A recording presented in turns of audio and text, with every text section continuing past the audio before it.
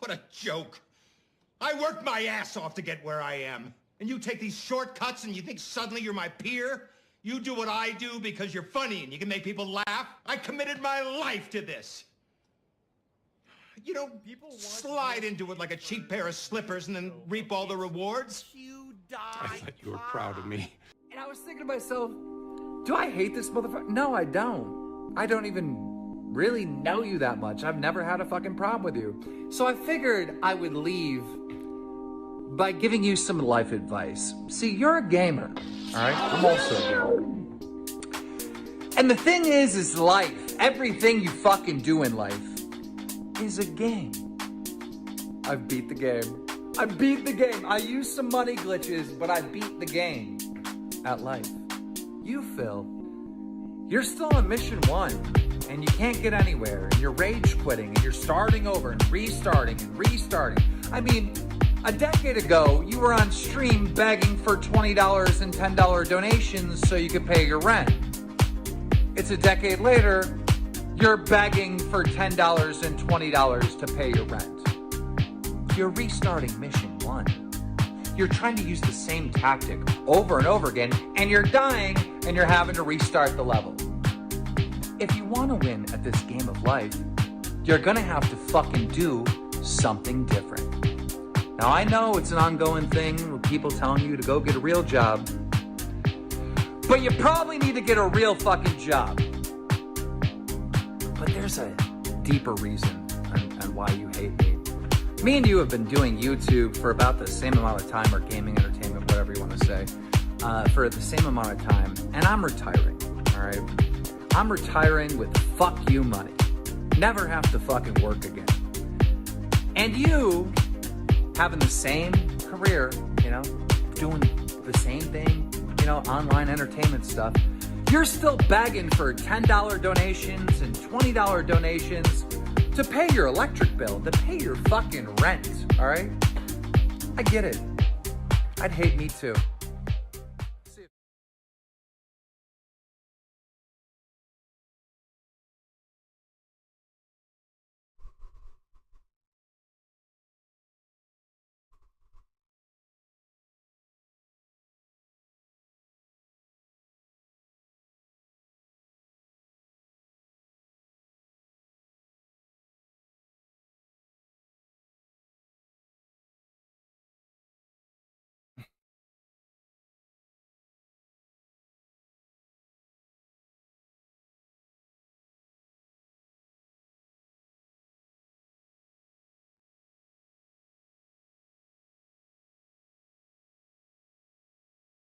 You're going to keep coming back. I'm going to seal up all my cracks. You're going to keep coming back. Why? Because you keep smelling the syrup.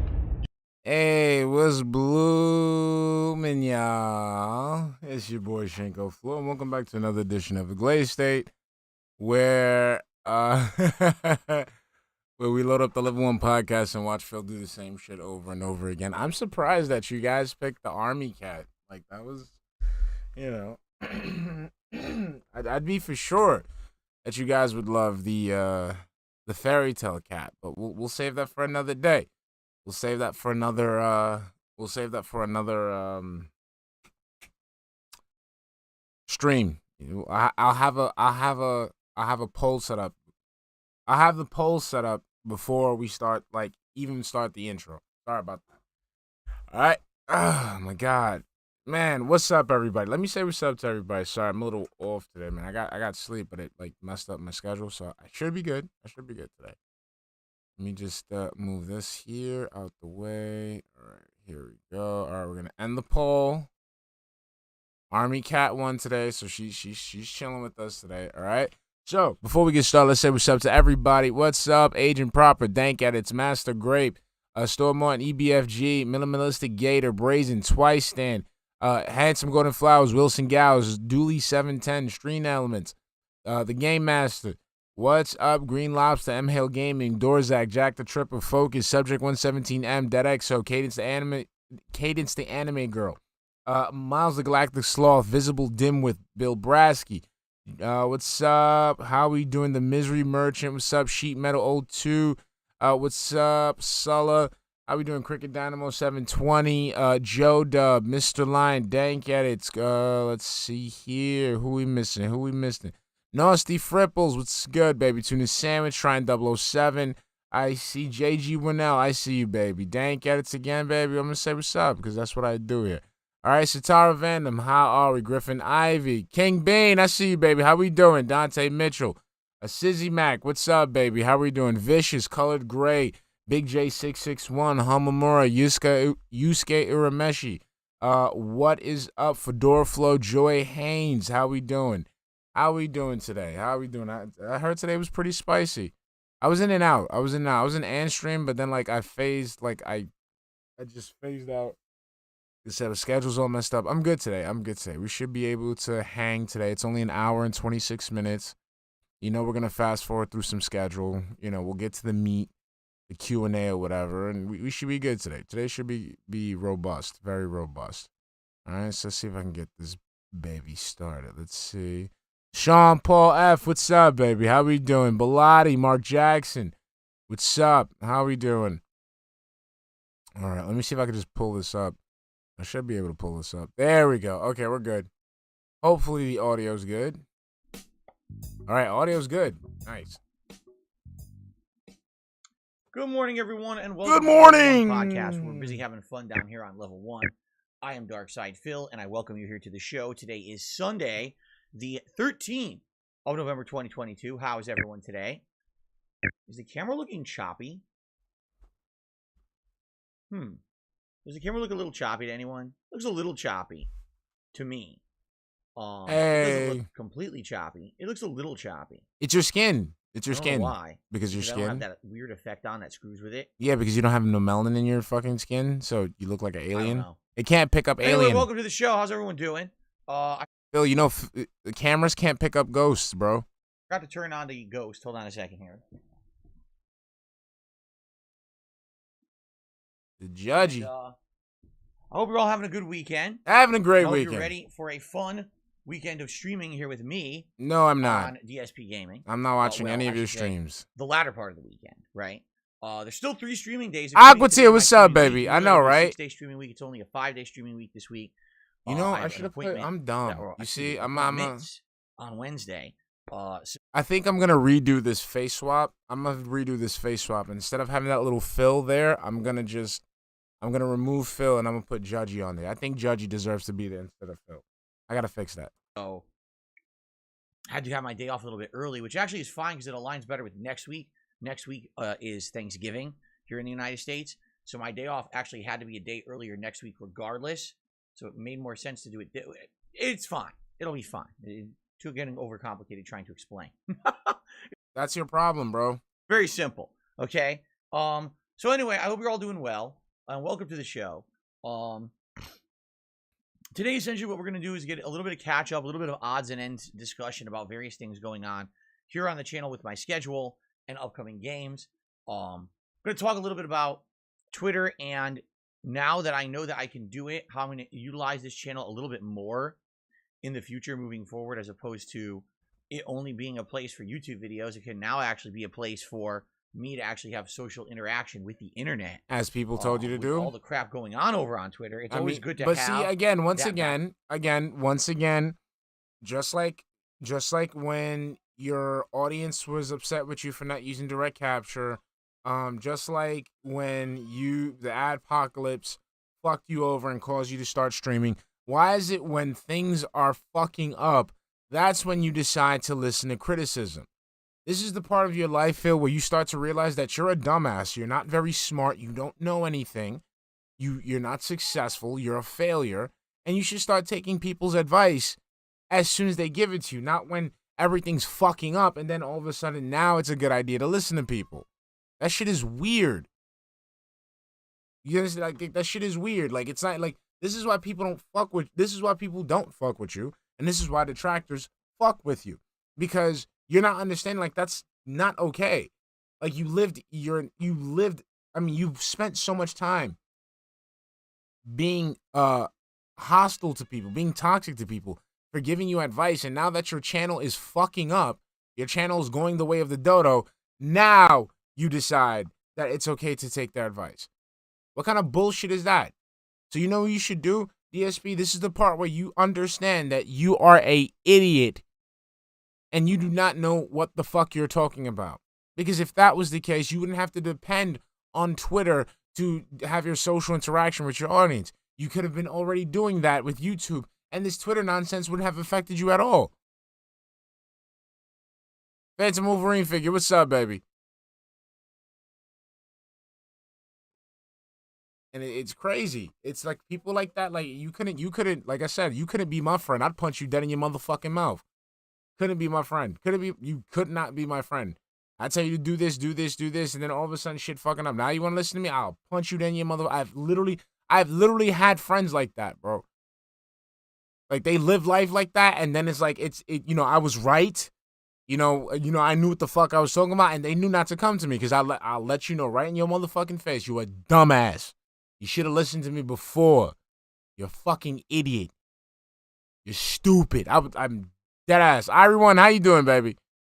I'd be I'm dead ass. I've literally had friends like that. Like they know not to go. Dude, I remember this is how I have a general rule of thumb, right? When I have a friend that genuinely doesn't reach out to me or talk to me anymore, is because they genuinely did something stupid that I told them not to do, and they know I'm gonna curse them the fuck off. They know I'm gonna curse them the fuck out. Like I told Mrs. Fleur about one of my friends that didn't listen to me and did something stupid. Cursed her, cleaned the fuck out. I ain't got no time for this shit. Trying to help you out. You want to waste my time. You want to pull my resources. You want to go ahead and waste my energy, my attention, complaining about your problems, but then not apply any of the solutions I give you towards your problems. And now that everything's fucking up, now you want to go ahead and take my help. Fuck out of here. Fuck that shit. Forbidden Math, what's up, baby? I see you. Plan, and now I'm finding out that basically YouTube is kind of like a social network again. It's always been a social network, you dumbass. It's something that's called social media. You connect with your audience by providing content. The audience connects with you and each other with the comments in the comment section of the content that you produce. Queen of Games, how you doing, baby? Manny's balling. I see you. How you doing, babe? It's weird. They were once. It literally was. YouTube when I joined this site. See, my thing is, I don't mind you being a fuck-up friend. If you're a fuck-up friend, we all have fuck-up friends. Everyone has fuck-up friends. But the thing is, you'll have that one friend who is, like, currently fucking up, right? And then you're trying to tell them not to fuck up because, you don't want them to fuck up. It's in their best interest not to fuck up. It's in their best interest to be on the straight and narrow, not to fuck up. And then you go out your way to try to help them. You give them, criticism. You give them feedback, what have you. And they go out of their way to not follow it. Not only that, to make you think that you're wrong. And then all of a sudden, they fuck up. They realize you were right. And now, after the damage has been done, now they want to run to you for fucking help. Nah, it don't work like that.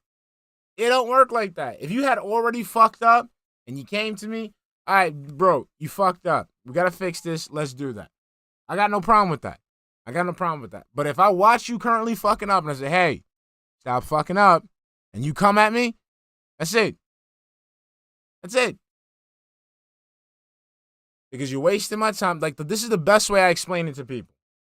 This is the best because people say that, like, I'm combative because I do this shit. Like, I let people, like, I complain about a lot of shit. I tell people not to do shit because, again, it's for, it's not for me. I don't give a fuck about me. It's just, so you don't have to go through it.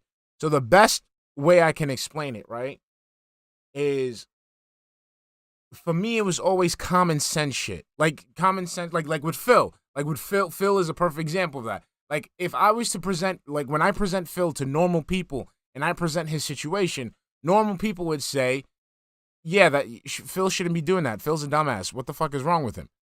You know what I'm saying? So shit like that. So, like, the best explanation I could give is you have a friend that tells you, hey, I'm going to put my hand on the stove, on the hot stove. And, common sense. Common sense dictates no because your hand's going to get burnt, right? So you tell the guy, like, you tell your friend, like, don't put your hand on the stove. Number one, that's stupid. Why would you do that? Number two, you're going to get burnt. You know what I'm saying? Then the friend is like, oh, no, I got it. I'm just going to put my hand on the stove. It's like, dude, don't put your hand on the stove. There's no reason for you to put your hand on the stove. The stove is hot. It will burn you. And again, there's no reason for you to put your hand on the fucking stove. Like, let's keep that in mind. And then the dumbass puts his hand on the stove. And what happens? Motherfucker gets burnt. So now, the motherfucker gets burnt, and he is expecting you to drive him to the hospital. No, fuck that. You're burnt. You're done. Movie sound, what's up, baby? My bad, I'm derailing. Sorry.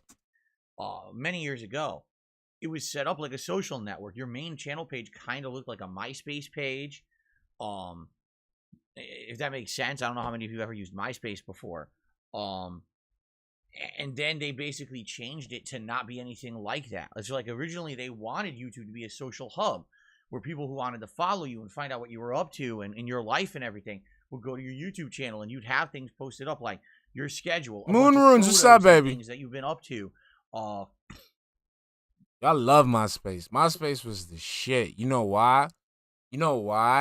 Because I used to be like friends with like I used to be like in the top 8 of like rappers and shit. Like like before motherfuckers started doing like, you know, like business accounts and shit. I remember I used to be mad hype because I used to request some rappers on MySpace, and I got like they accept the friend request, and the next thing you know, I'm in their top 8. You would see me, I'm like, oh shit, this was out. I'm in the top 8. An ongoing chat log with people who are following you and stuff like that.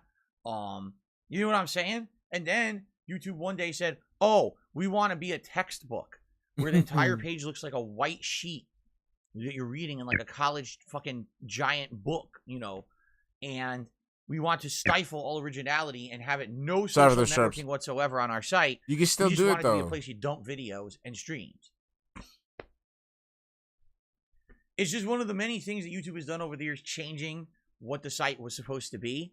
Originally, it was supposed to be YouTube, the place where you can have your own TV channel or tube. Get like a tube. I'm gonna get you on the top TV 8 channel, YouTube. Even though you don't have production budget or all anything, right, but people still you do don't that. Have a bunch of skill, but maybe you have some talent or expertise that you want to share with the internet. It's a way to broadcast yourself to an audience for free. Don't we do that? Don't we do that though? Oh yeah, the anime music videos too. I used to love those shits. But then that, you know, that's what happened. You know, I had to, you know, cut that quick because, you know, I was dating girls. You know, girls didn't like anime back in the day. But now all of a sudden they do. It's fucking weird. But I mean, I'm not mad. Nah, girls always liked anime. I don't know why I'm saying that. That was very misogynistic. But I used to love anime music videos on MySpace. They were the best. Right? That was the intention. And then somewhere along the line, YouTube decided we want to be like an actual television station. And we actually want to have a YouTube television station service. And we want to base YouTube channels based off of the same metrics and criteria that a TV station would judge. It makes absolutely no sense. Whoever was in charge was a fucking idiot who made those decisions, and it basically changed the site irrevocably for the worse. YouTube used to be much better, okay? But anyway. That's because they HTML, Mr. Lion. When I was a full-time streamer on Twitch, YouTube made a lot of different improvements and things I wasn't aware of. And one of the things they did was this community tab basically brought back the whole social media aspect. How? It's just you posting certain content and having comments left on it, just like with your fucking videos and your shorts, dumbass. That's what I'm saying. It's always been a social media platform on the fact that you can connect with the people that you interact with on this on the platform. So again, you interact with the audience by providing the content and having your channel, which is a platform for your community to interact. And the community would interact with you by leaving comments, you know, super chats, whatever, what have you. The community can interact with each other by visiting each other's channels, and they can leave comments on each other's videos and shit. It's a social media website, Bill. Like, YouTube is a social media platform. Like, I don't get it. YouTube, as long as you're subscribed to someone's YouTube channel, you can now be in the know about everything that person's up to. Like, I can use my community tab here on DSP Gaming as a place where I post up pictures and polls. I talk with you guys, have an open dialogue about various topics. I can update you about things that are going on. Like, let's say one day I'm going to be late to stream. I can post up here, you know, hey, just so you guys know, I'll be a little bit late for the stream, but I'm running, you know, this is what's happening, and I'll be there shortly or whatever. That's not interacting. That's pretty cool. No, that's not interacting with your audience. That's you sending an email that you're going to be late for work. You know, it's the same email when you're out on the highway or you're on the train, you're on the bus, whatever, and you're just there, you're almost at work, but you're not going to make it, so you send that email to let them know, like, hey, I'm on the way, but, you know, I'm just going to be a few minutes late. I don't want you guys thinking I'm just fucking late. It's just, you know, I'm dealing with an issue on the highway, what have you. Same shit. That you can do that. Because it used to just be like, well, the only way to really directly communicate with the viewers was to post a video. Well, I can't just post a video at all times. You know what I'm saying? Yes, you can. It's nice to be able to do. Yes, you can, because you actually did it when you're doing your short schedules. See, this is like this is the lying bullshit. This fucking lying. Like, dude, like you posted the schedule almost every single fucking day, which shows that you have time in your schedule to do these things. Post and then go do what I'm doing and then be able to come to stream as soon as I can. That's what I would do, but I would do it on Twitter. Now that Twitter's falling apart, you need an alternative, right? So I did announce this last night in a YouTube short. I'll officially talk about it here on the podcast today. I am going to start using the community tab here on DSP Gaming as a way to have a direct line of contact with all of you. I'm not saying that I'm abandoning Twitter. I'm not. But with all the negative stuff that we see going on on Twitter right now, He's scared. and the fact that there's a lot of people who are of the impression they should leave He's Twitter. scared. He's scared. He's scared because now he thinks that it's going to be like the wild, wild west of Twitter, and they're going to fucking take away the protections he had, and he's going to be fucking ruined by trolls. That's why. And stop using it. I'm not one of them. I want to keep using Twitter. I definitely see value in it. But I see the writing on the wall as well. Let's put it that way. Like, I see now that this business has been bought out, and I see changes in effect that don't make sense or What changes? What changes in effect that affect you specifically, you fucking idiot? What changes specifically that you're seeing on the website that you have a problem with? What? What specific? I don't get these people who take fucking social media too fucking seriously, bro. Like, it's literally just people on the screen fucking typing whatever their fucking opinion, whatever fucking opinion they're too afraid to say in fucking real life. That's it. There's nothing going on at Twitter where you gotta fucking leave and uproot your business. Why are you being such a paranoid pussy? And I'm like, well, now might be the time to start preparing for the worst. Even if the worst doesn't happen, it's always good to be prepared, right?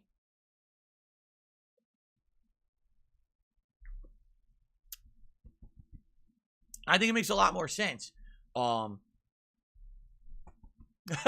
think it makes a lot more sense. I think it makes a lot more sense to have where I'm followed the most be the main place where I communicate with my audience. Didn't people tell you to do that for the longest, though? Right? Like on Twitter, I have like just under 27,000 followers. At one point, I had like 28,000, 29,000, but they did a cleanup, and I lost a couple thousand bot followers. But here on YouTube, I have over 200,000 subs. Not to say they're all active. I mean, holy shit. There's probably like maybe 5,000 active subs on this channel. Let's be honest, okay?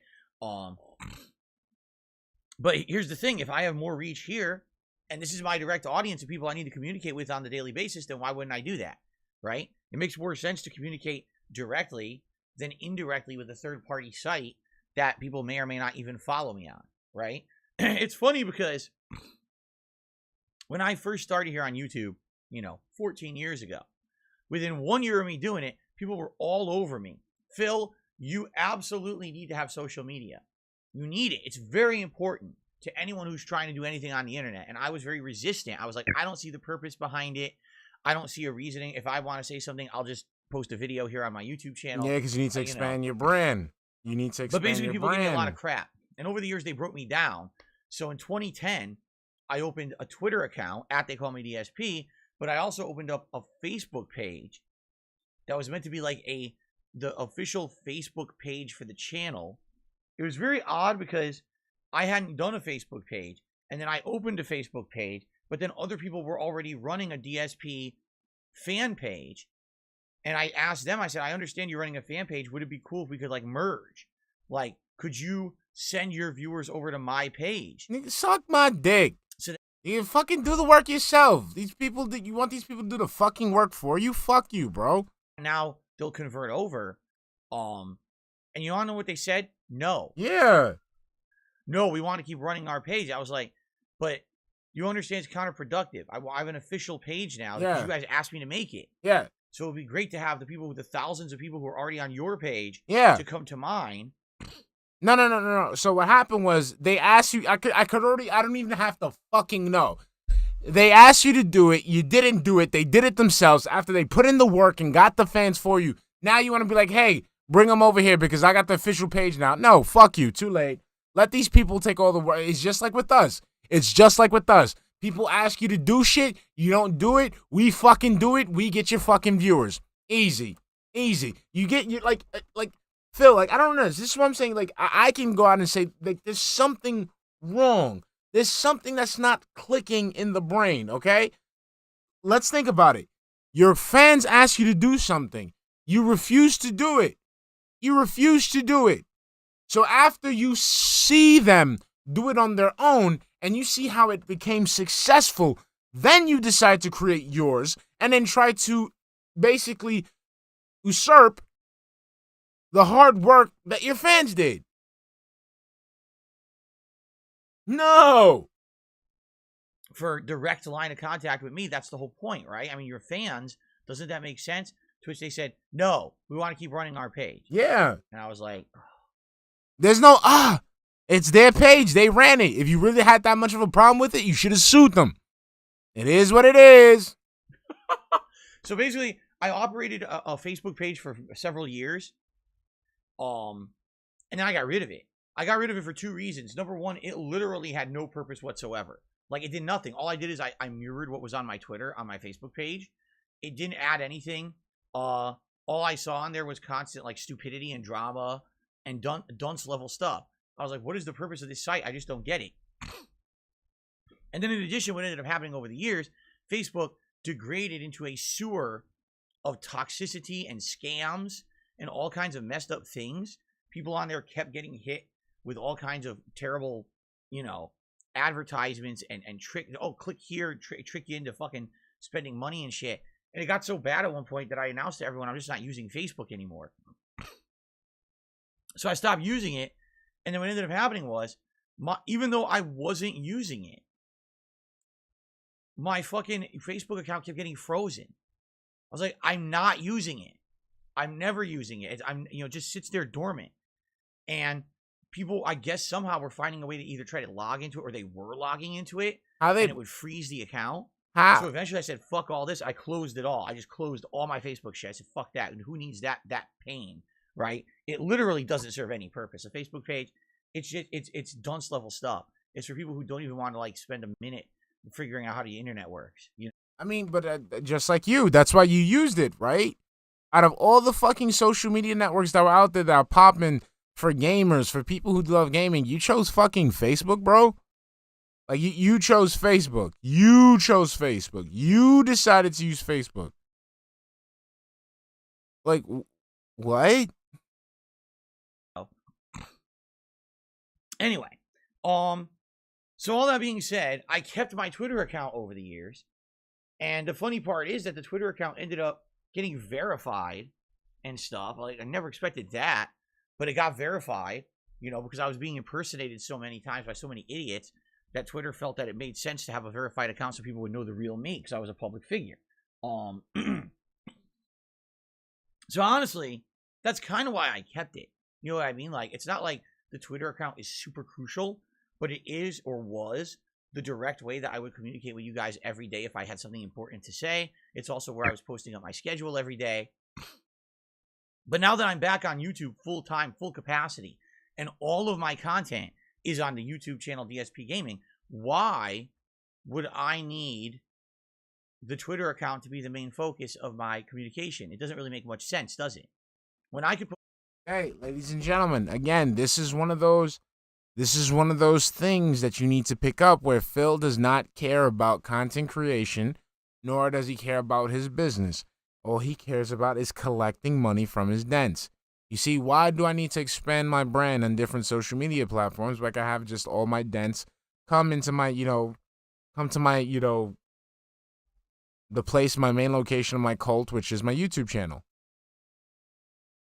Everything up here and send that out and broadcast that out to those who have subscribed and are interested in the content, right? Why do I need to have another means of communication? So here's what I'll do. I'm not going to get rid of Twitter, but I think what I'm going to do is I'm going to mirror it here on DSP Gaming.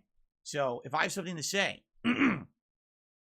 whether it's simply a comment about a game or a playthrough, whether it's a funny picture I want to share with the internet, a poll that I want to do a flash poll of or whatever, whatever it is, I'm going to post it up here on DSP Gaming.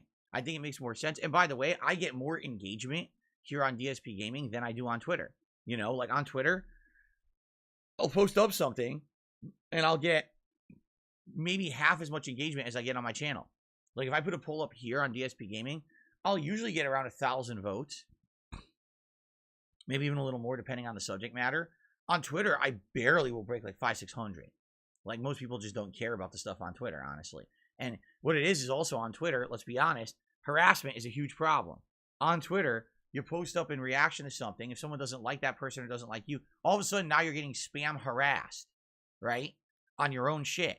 You do that on YouTube, there's no one can do that. Like it's not even allowed on YouTube. You can't do that shit. Okay? So, good. Let's keep it all on here. Let's keep it in a place where people are not going to be harassed constantly. Okay? All right. So anyway, guys, welcome to the show. I just wanted to get that out of the way because I talked about it in a short last night. I talked about it on Twitter last night and also even in the Daily Wrap yesterday. I wanted to get that kind of, you know, explained so everyone knows. Okay? So welcome to the show. What are we doing today on Sunday, the 13th of November? We're doing more God of War Ragnarok, which I'm very excited for. God of War Ragnarok, in the 8 hours I've played it right now, has been great. I really don't have many complaints. I think the one issue I've had so far is that sometimes I'm accidentally locking onto an enemy during combat, which I don't want to do. And then because of that, the camera kind of starts panning towards them instead of the person I'm trying to focus on. And it actually did screw me over in a fight last time. But I'm hoping that doesn't consistently happen. I'm hoping that, you know, I'll either get used to it or I won't accidentally be doing it, which is what happened last time.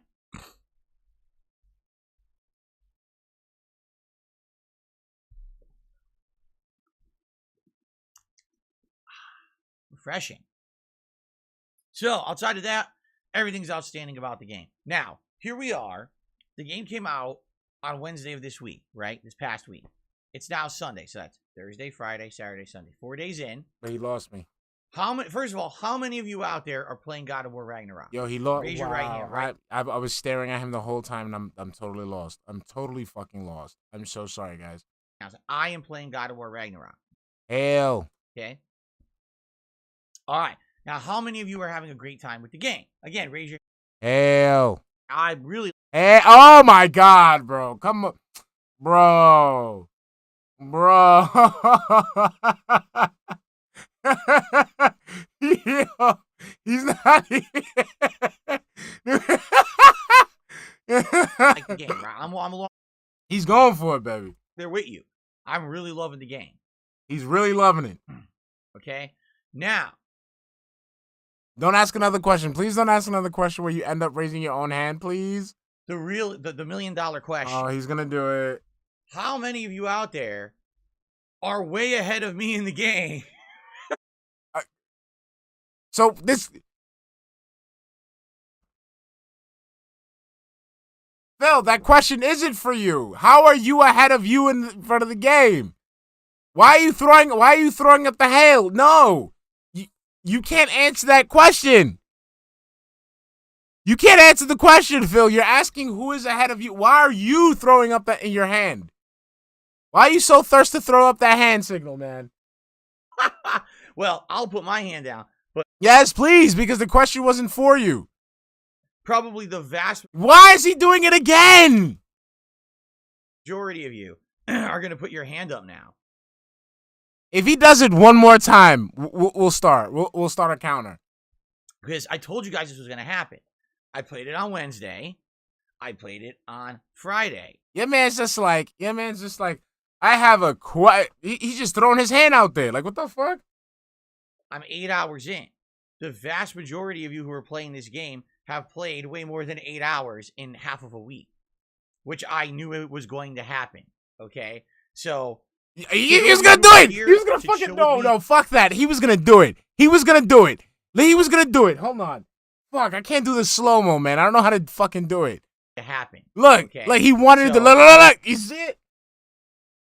Oh, so look at that hand. Look at that hand. He was fighting it. Look. Okay. So to those of you who are you got him again.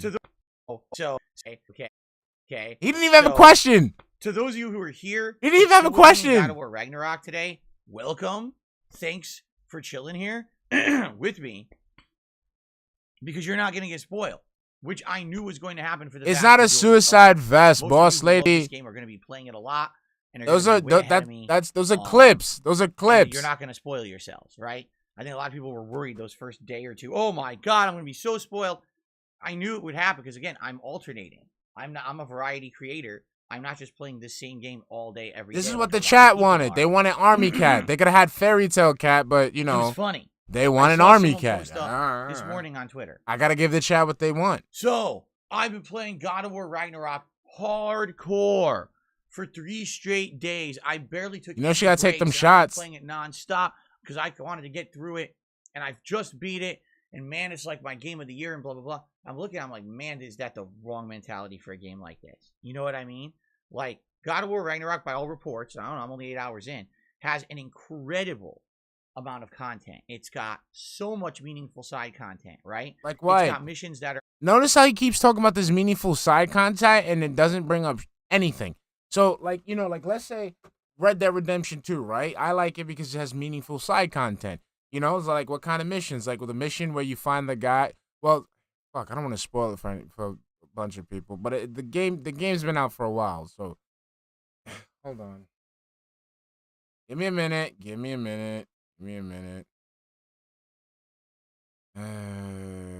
Okay. All right, what's up, Mortem? Okay, so here's what we're gonna do. All right, hold on.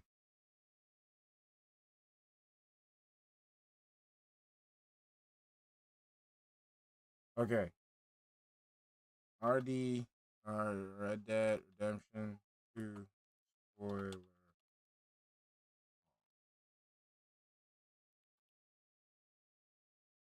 Why did I put R, like, I was supposed to put 2. Okay, here we go. Okay, so I'm just putting this there. Okay.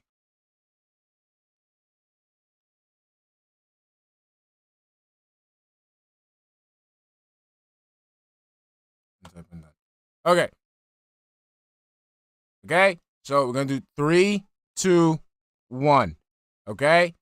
Now we're going to talk about spoilers. All right? So, like, when I talk about meaningful side content, there'll be missions, like, you'll see a mission where you will see a side content where you see fucking, you know, like Dracula or some shit. Or there's some a side mission when you end up meeting like Satan. Or there's another side mission where you meet a woman who fucking moved out with her husband and they were in love and they were going to go ahead and build a life together in the homestead and they weren't cut out for the wildlife, you know, for the wilderness, and the husband died. And then you got to teach the lady how to fucking do, like, that's meaningful. Like, I can remember that shit. That's what makes this game one of my favorite games of all time. But you can't just sit there and just be like, yeah, it's meaningful content, not even talk about any of the fucking shit worth giving you that impression that it's meaningful. Because, you have no problem spoiling shit for people. All right? So you have to be specific. Like, these generalizations don't do anything for us, okay? All right, so we're done here. Spoiler talk over. All right, we're going to go ahead and we should be good. Yep, spoiler talk over. Okay. Let's go. On the level, if not above, the missions of Witcher 3. They have their own important plots, unique boss fights, crazy good rewards for doing them. Can you imagine taking God of War Ragnarok and just because you're in some really weird competition with yourself? What if there's no competition? What if the person has a better, like, they play games better than you? They don't sit there and stall out. They don't have to, like, basically it doesn't take them as long as you do to process information in their brain. So all the textures and all the side missions and all the, they can get that shit, they can get through that shit pretty quickly without having to stall every 5 fucking seconds.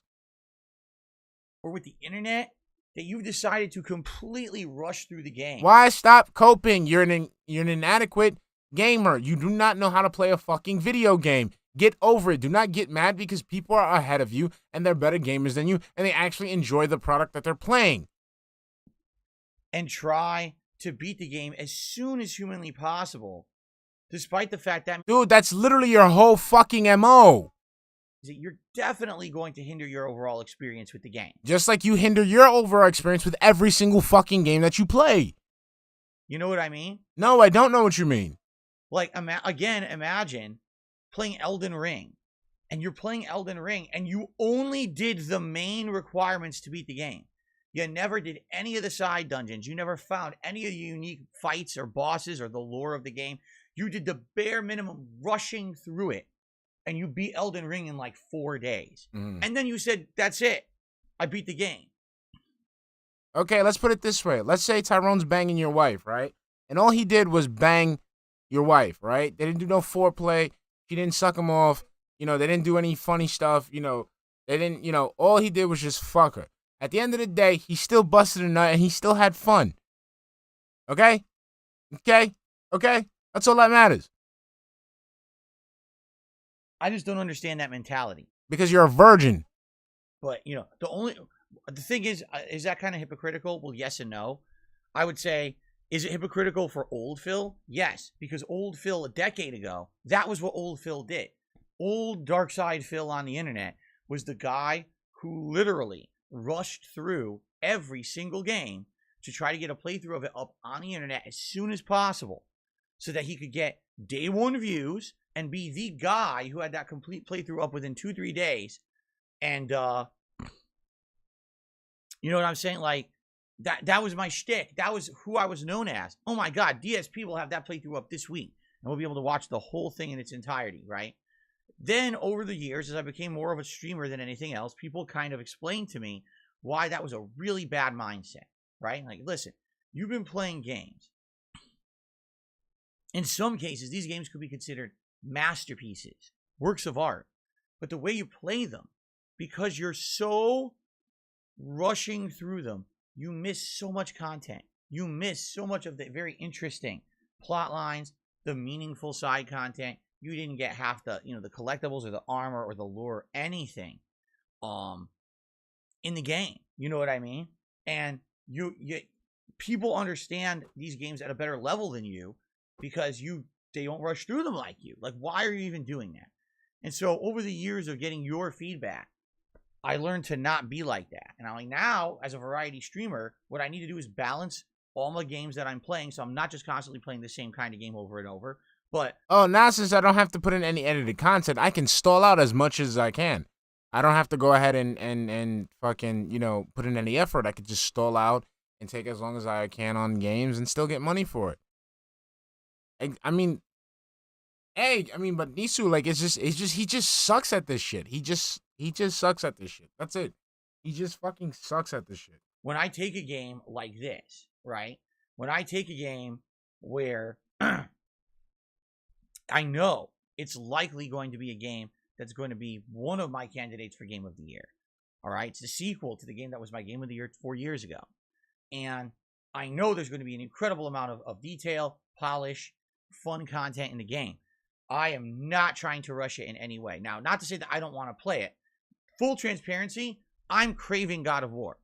Craving it. Yesterday, I didn't play it. Yesterday, we did Sonic Frontiers, and we did Gotham Knights. Mm-hmm. That was all well and good. I had fun on those streams, and we made good progress, and everyone had a good time. But I was craving God of War the whole time. Like, this is the game that I want to play the most right now. I wish I could play it literally every stream. But that's not going to make sense. You know what I'm saying? It just won't. It wouldn't make sense if I just sat here playing God of War constantly, without breaks, without alternating.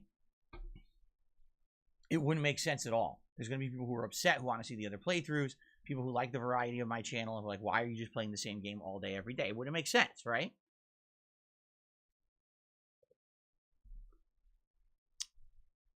So, all that being said, I'm very excited to be coming back to God of War today.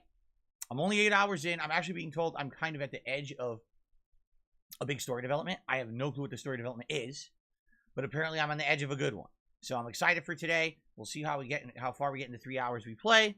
For those of you who are here live for it, thank you for being here to chill with me and continuously support this ongoing playthrough. I really appreciate that. For those of you who are watching it on demand after the fact, please remember, engagement is key. That's a bag. Through like this. It's a bag. Likes on the videos. If you it's like, a bag. I'm not asking for putting likes on videos. Nope. This is a bag. This is a bag. No, fuck you. This is a bag. If you leave a comment, the bag. Video, that's appropriate, of course. That's appropriate to what we're doing here. Bag. You know, basically that would be awesome. It would help for engagement purposes. It would make people see that I'm playing the game, and hopefully it would toss my channel into the algorithm, so that people will see the playthrough and come find it. That's the problem right now, is I'm just lost in the algorithm. You know, the channel used to be actually very, very highly recommended. It's not recommended at all. All right, to anyone who doesn't just watch the channel. I'm not even in the discussion. Okay. All right, if you guys are going to argue about nonsense, I'm just going to start timing people out. This is ridiculous. I see idiots fucking arguing in the chat. I'm having enough.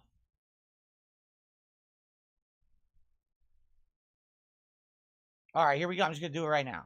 Okay, goodbye. Do it. There, took care of it. Now I don't have to listen to this idiot ever again. Fucking morons in here trying to start problems. Okay, so, all that being said, I'm excited for more God of War. What do you... He didn't have to listen to... Dude, it's a chat. It's a fucking chat. Like, Jesus Christ. Today, thanks for chilling. Let's have a great session of God of War today, and let's see where the game takes us. Okay? Later tonight, 6:45 p.m. Pacific time, is Disney Dreamlight Valley. Now, just to forewarn everyone, basically, this looks like this may be the final stream of Disney Dreamlight Valley for a while. And that's kind of bittersweet, because it makes sense to not be doing a game like this right now. I'm in the midst of so many new releases, and we've got another major new release on Friday, and we got another one that I've actually told you guys I'm kind of delaying playing in Pokemon. It doesn't make sense to be starting it right now, and we've got another new release the week after. It's like, geez, with all this stuff coming out, every stream should be me covering a new game, right?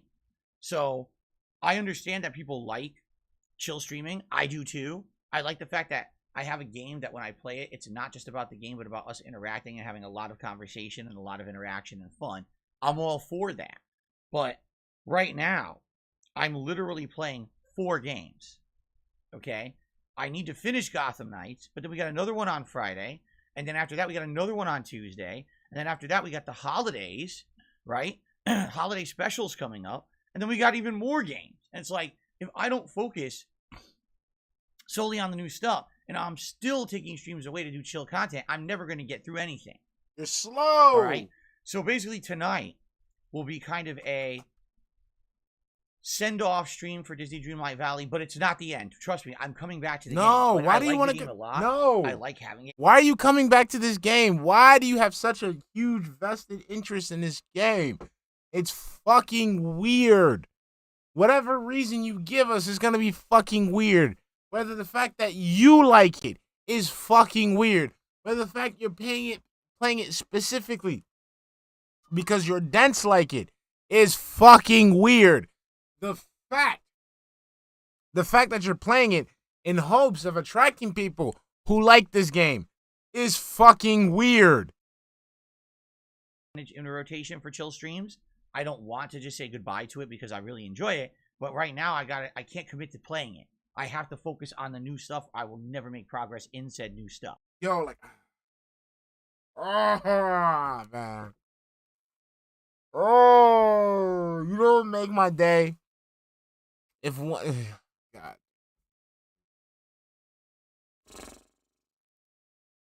I want a whale to make him play a Barbie game. That'd be great. If you guys want to be out here, trolls. If you guys want to be spending your money on super chats and shit, look, how about this? Get some real value out of your fucking money, okay? Hit this motherfucker up behind the scenes and basically make him play a Barbie game, okay? Hey, what's up, buddy? I'm just chilling, man. I got over some basically sleep deprivation yesterday. I'm recovering. I'm good. Just chilling, laughing at this dumbass that doesn't know how to do his fucking job. Okay. So does that make sense? So tonight, 6:45 p.m. Pacific time, Disney Dreamlight Valley. We'll see what kind of progress we can make. We'll have fun interactions, fun conversation. If you've enjoyed anything in the playthrough up to now, I would ask if you Hello, could come what's by up, tonight and baby? chill with me for one kind of final time. that would be great.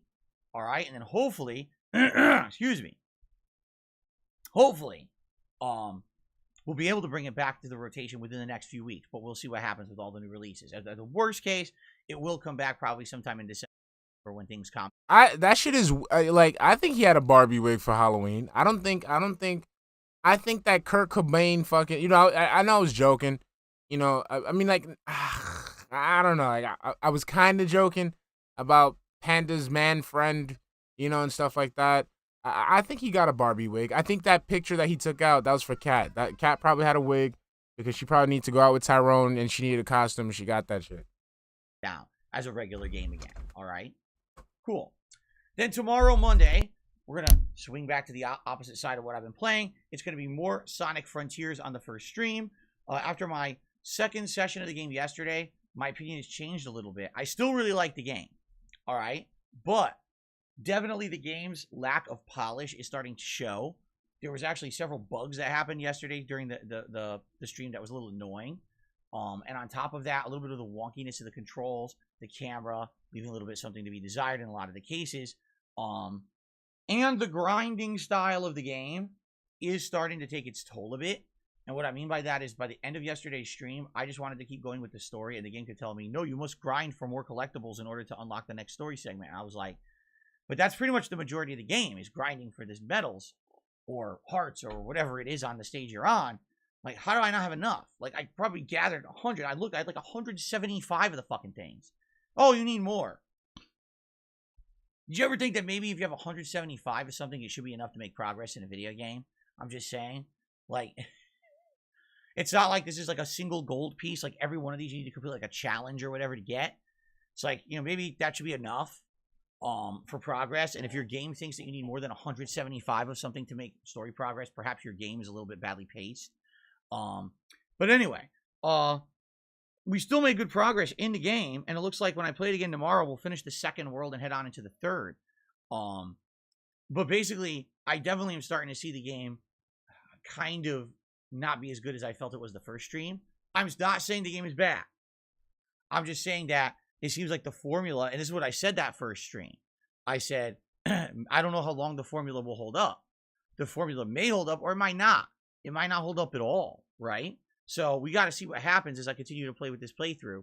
Will it stay on the high level it's been at, or is it going to kind of get more tedious as we get further in? I guess we'll find out tomorrow, okay?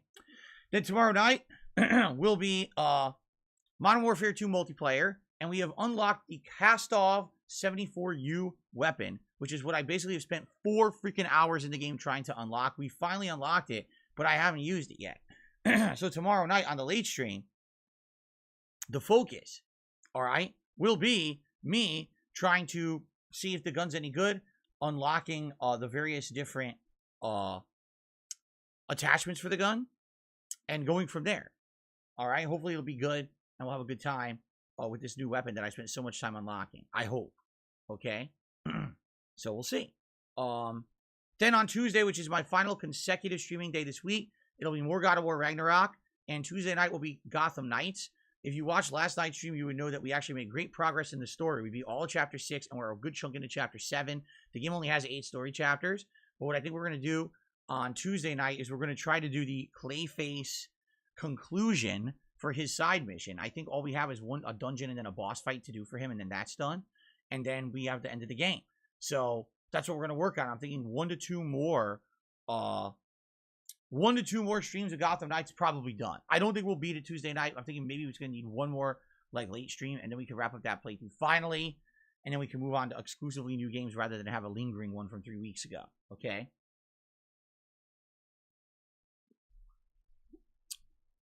So, excuse me.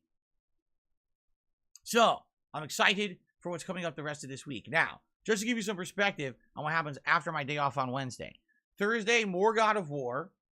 And I believe I scheduled a stream of Modern Warfare 2 for Thursday night. Friday, all day long, we're going to be playing the Dark Pictures Anthology, The Devil in Me. This is the latest installment of the Dark Pictures Anthology series of games. I've played one every year for the past 3 years, and you guys absolutely love these games. It's a shame that this one didn't come out in time for Halloween, because typically they do. The first one came out in the summer. The last 2 years, they came out right around Halloween. and it was perfect content for that time. Sadly, this year it was delayed by like 2 weeks or it didn't come out in time, so it is a little late for the horror season. But the game looks like it's going to be very creepy. It looks very Saw-esque. If you've ever seen the Saw movies, that's kind of what it looks like. I really like playing these games, and you guys seem to really like when I do my first run of each of these supernatural style games, or not supernatural, horror themed games, I should say. So I think it's going to be pretty exciting, and I'm going to try to play it all day long. If I play 5+ hours, I'll probably be pretty darn far into it, which means if I don't beat it on that Friday, I could just play it the next day as the late stream and probably beat it. Usually these games are around at long as 7 hours long, okay? So that's the plan, is to try to wrap it up within like a day. And if I do, great. Then we could go right back to the rotation of God of War, Sonic Frontiers, finish up Gotham Knights, etc. That's the goal here. Because I don't want the game to end up being insanely long and being lingering. It's a narrative-based game. You know what I mean? So we'll see how it goes. We'll play it. We'll see how it goes. Will there be a second run of it? I don't know. Last year, you guys wanted a second run of when I played what was it called? House of Ashes, because it seemed like there was a lot of alternate choices I could have made to change the outcome, and indeed it did. I got like a different ending and stuff at the end. It was actually very different at the end when more people were alive, remember? So, we'll see how it goes. Do I want to do 2 runs or 1 run? We'll find out. But then right after that, the Tuesday after is Evil West, which I guess is a combination of like demons and supernatural elements with the Wild West. People have had their eye on this game kind of all year, saying it looks really interesting and unique and good, and something that would maybe be right up my alley. So I have it, I'm interested in it. But again, if I'm going to play that, I definitely need to be kind of done with the devil in me. I can't be having another playthrough on top of the other playthroughs I'm doing, and then another playthrough. You know what I'm saying? So we'll see what happens, but I'm thinking hopefully we can maybe finish both Gotham Knights and the Devil in Me over the weekend, and that way when we start Evil West, it'll be Evil West, God of War Ragnarok, and Sonic Frontiers all in a rotation with a little bit of Modern Warfare 2 multiplayer kind of wedged in between when we got time. That's what I'm thinking. All right, that would be ideal basically for the end of the month heading into early December, because in early December, if you can believe it, we got more fucking games. Yeah, in early December, we got Callisto Protocol. Yeah, and we've got Midnight Suns, although I'll be honest, out of all these, Midnight Suns may be the one I skip, because if we're juggling so much other stuff, that might be the one that makes more sense. Stars. Congratulations, you're at level 2. They told me this the other day.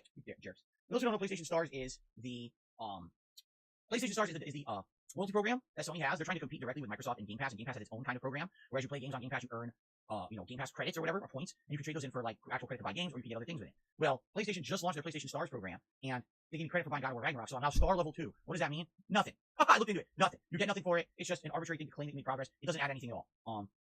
Maybe eventually I'll buy enough games on my PlayStation to earn something, but basically, if you guys didn't know, Sony is so lagging behind Microsoft. This console gen is pretty funny. They launched their PlayStation Premium subscription service over the summer. They lost 2 million subscribers.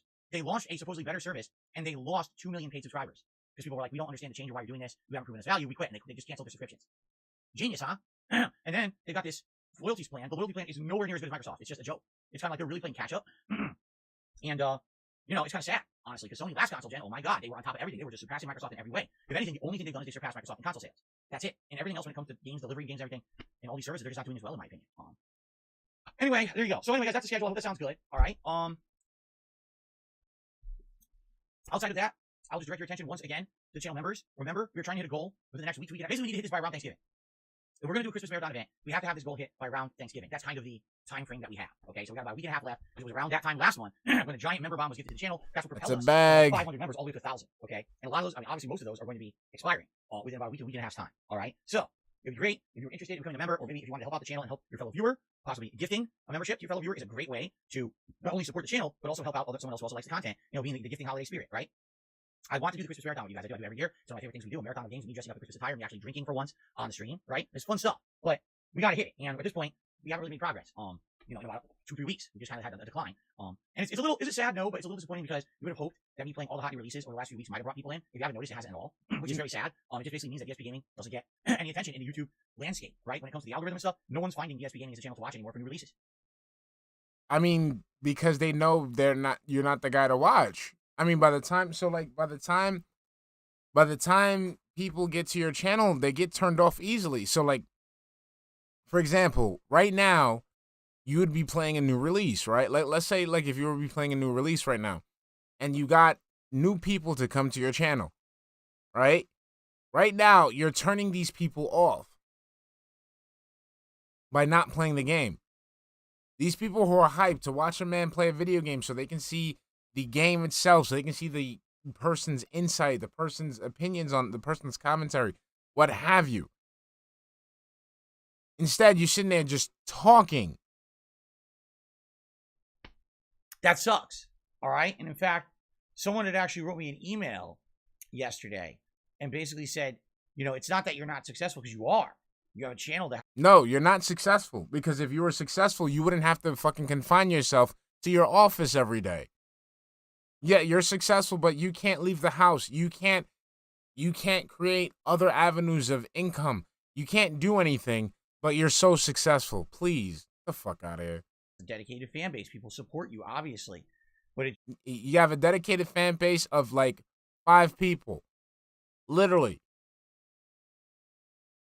We can count how many people support you with our digits that we have, okay? Can't be more than 10 or 20 people.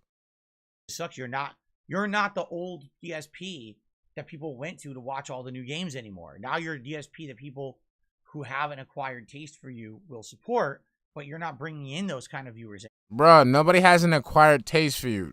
No one has an acquired taste for you. That's one of the most gayest things I've ever heard. A man, fucking, because it's men, it's no girl, it's not ladies. Another male having a taste for Philborn. Nauseating just thinking about it. More.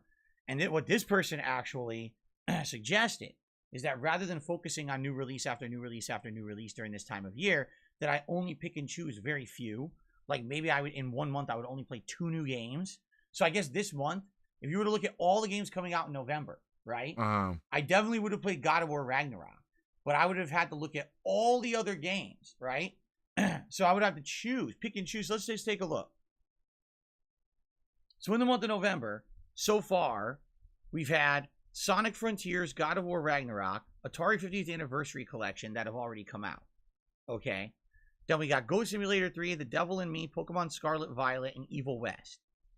So I've already skipped the Atari 50th Anniversary Collection. I'm going to skip Goat Sim 3, and I've already explained to you guys that I'm probably also delaying Pokemon Scarlet and Violet. Not that I'm not playing it, but I'm just not playing it at launch. Okay? So what this person is suggesting, and I'm not mentioning their name, because personally, obviously I don't want someone... Okay, we don't care. We don't care. It's only iced coffee. We know. Fuck, man. On the internet and get harassed or anything. Jesus fucking But Christ. they sent me a really lengthy email basically saying, I like your channel, I like your content, I've been around for a long time, here's my suggestions, okay? So what they're saying is I would only pick like 2 games this month. Like I would have played God of War Ragnarok and 1 other. Out of all the other games this month, only pick 1 other game. And those I would play, and then after that, I would basically just do older games and downtime content or content that's more catered towards my own audience rather than, a hot new release.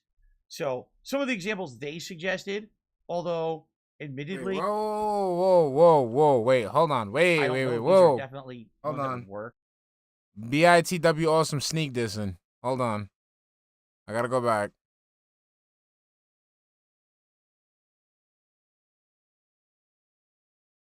You would look at all the games coming out in November, right? I definitely would have played God of War Ragnarok, but I would have had to look at all the other games, right? So I would have to pick and choose. Let's just take a look. So in the month of November, so far, we've had Sonic Frontiers, God of War Ragnarok, Atari 50th Anniversary Collection that have already come out. Okay. Then we got Goat Simulator 3, The Devil in Me, Pokemon Scarlet Violet, and Evil West.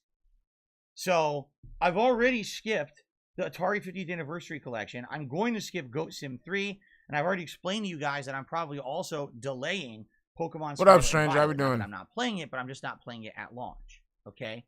So what this person is Hold on, I'm suggesting, trying to see what the I'm not conversation mentioning is their on. name, you know, because personally, obviously, I don't want someone to be fucking exposed on the internet and get harassed or anything. Yeah, But Kieran. they sent me a really lengthy email basically saying, I like your channel, I like your content. The I've been around for a detractors long time. are. That's Suggestions, actually okay? interesting.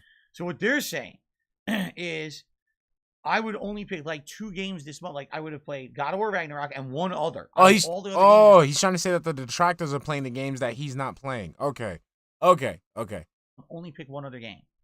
And those I would play. And then after that, I would basically just do older games and downtime content or content that's more catered towards my own audience rather than, a hot new release. So some of the examples they suggested, although admittedly, I don't know if these are definitely ones that would work. A playthrough of Dark Souls 2 Scholar of the First Sin, citing that I hadn't played Dark Souls 2 in many years. And people really come to my channel for From Software content and seeing me suffer in it, and to see me do another run in that game might have been popular. Turok Evolution. I don't know who would want me to play that, but they apparently want to see me play that. Ratchet Deadlocked. I don't know who would want to see me play that. Fucking idiot. So you want to play shit that people want to make you give money, but then you let people give you suggestions of games that you don't think are going to bring bring butts to seats. Is that serious? Are you fucking serious? Like, you just broke my brain with that shit. And this is the weirdest suggestion of all. Street Fighter V saying, yes, you're going to lose a ton if you play Street Fighter V, but if you started playing Street Fighter V now, okay, basically you would get kind of hype building up on your channel, people getting used to you playing Street Fighter for when Street Fighter 6 comes out next year, and maybe make positive progress towards it, So, first of all, Turok, I don't think anyone's going to care about that. Ratchet and Clank, can I be honest? Ratchet and Clank has never had traction on DSP Gaming, ever. Any new Ratchet and Clank game I play, no one really cares. This is why he can never succeed. This is why he'll never get that interview. This is why he'll never get sponsorship opportunities, because he creates hurdles right out the fucking gate.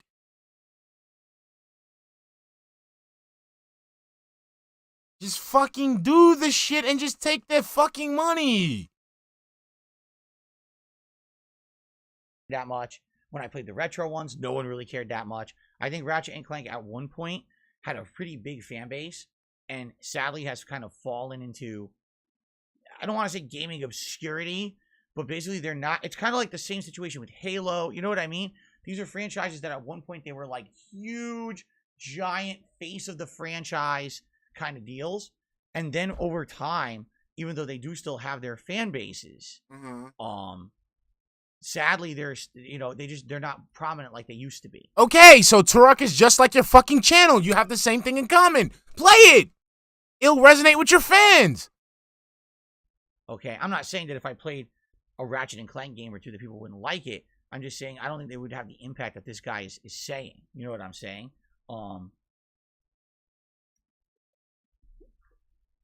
But with Street Fighter V, here's the thing.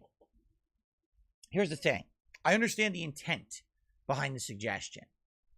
I do. The intent behind saying, hey, Phil, play Street Fighter V now is you're not going to get good at it. You're going to suck at it. But at least you're going to get your foothold back in Street Fighter. People can get used to watching you play Street Fighter V maybe once a week. They're not. So at least they're used to seeing you play fighting games in general. I guarantee right? that they're not. And then that way when Street Fighter 6 comes out, it's not like, oh, it's a shock. Phil's playing a hot new fighting game and now he's going to cover it in depth or whatever. Like, for example, that Street Fighter 6 closed beta weekend was very interesting. And the reason that closed beta weekend was interesting was because I had two groups of people who were butting heads on this channel. Absolutely. We had the regular viewers who usually are around for variety content. And although some of them were more open-minded and were willing to watch me play Street Fighter 6, a lot of them were like, oh, this isn't what we're here for. We're not here for 3 days of Street Fighter. You know, we like the variety. We wanted to see more than this. And they would watch one stream and be like, I'll be back when Phil's done with this. But on the flip side of that weekend, no exaggeration, I got like almost 1,000 new subscribers. And they were legit subscribers. They weren't the bot account shit that was happening. They were like legitimate people who said, wow, Phil's playing Street Fighter again. I guess I'll come back. and I'll subscribe, and hopefully, you know, when Street Fighter 6 comes out, he'll give it a shot, and this will be fun content to follow. So that was interesting. That I definitely saw a boost to the channel's attention that one weekend when I was part of the closed beta. And so I feel when Street Fighter 6 comes out, as long as I give it a fair shake and I play it a good amount and I try to learn it, I might see an actual healthy increase of attention here on the channel again. Because honestly, I'm not seeing it. Take a look at God of War Ragnarok. Not to say that I'm not appreciative of those of you who are watching it and tuning into the streams and watching the playthrough. But have you seen the views on it? Part 1 of God of War Ragnarok from last Wednesday doesn't even have 5,000 views yet. Every part after that, okay, I take that back because now I'm looking and the views did go up.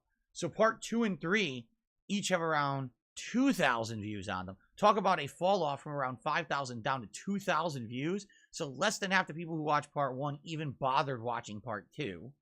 Okay.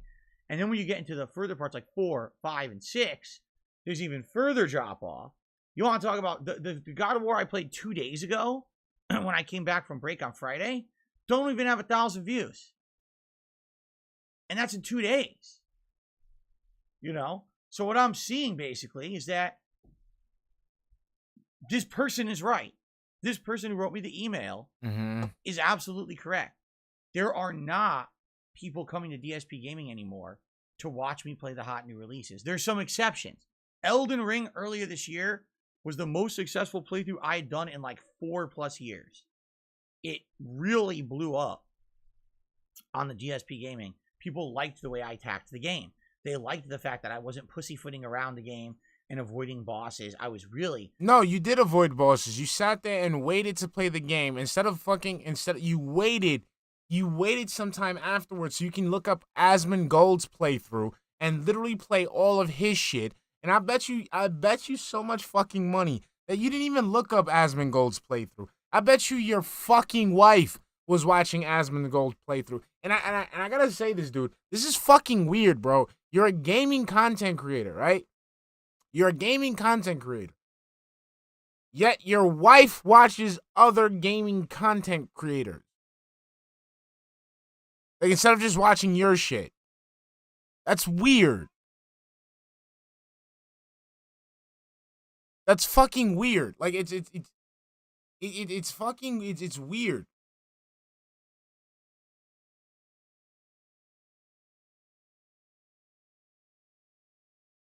Exactly. Like, I don't. It's weird for me. It's weird.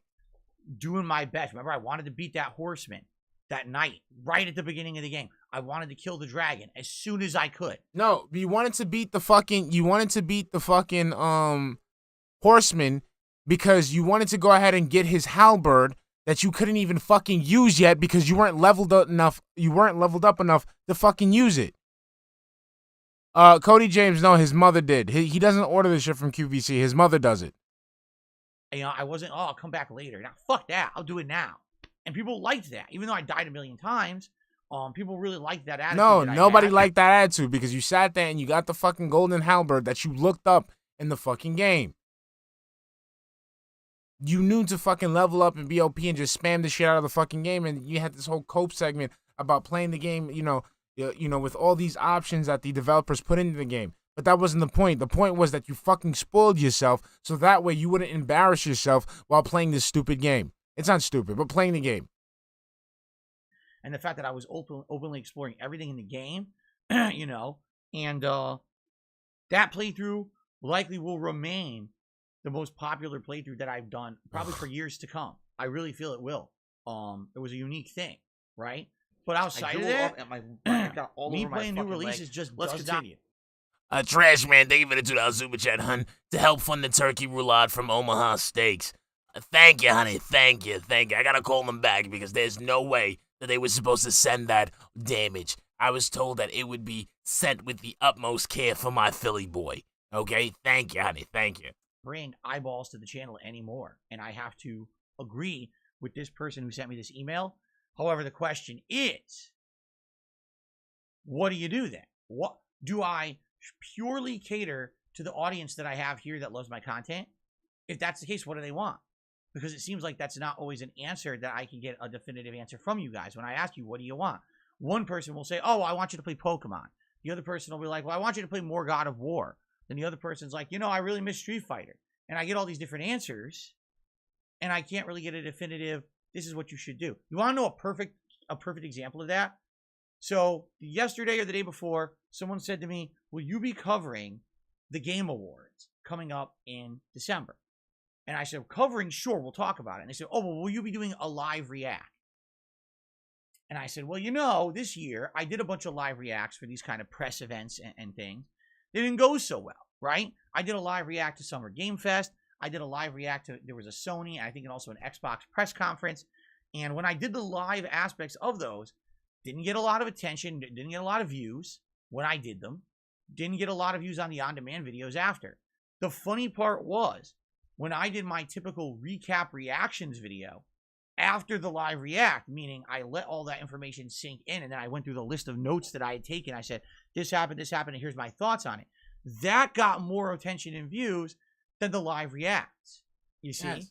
Because during the live reacts, it exposed how you do not know how to process a thought quickly. It takes you a time to craft and basically to create a coherent line, a coherent train of thought.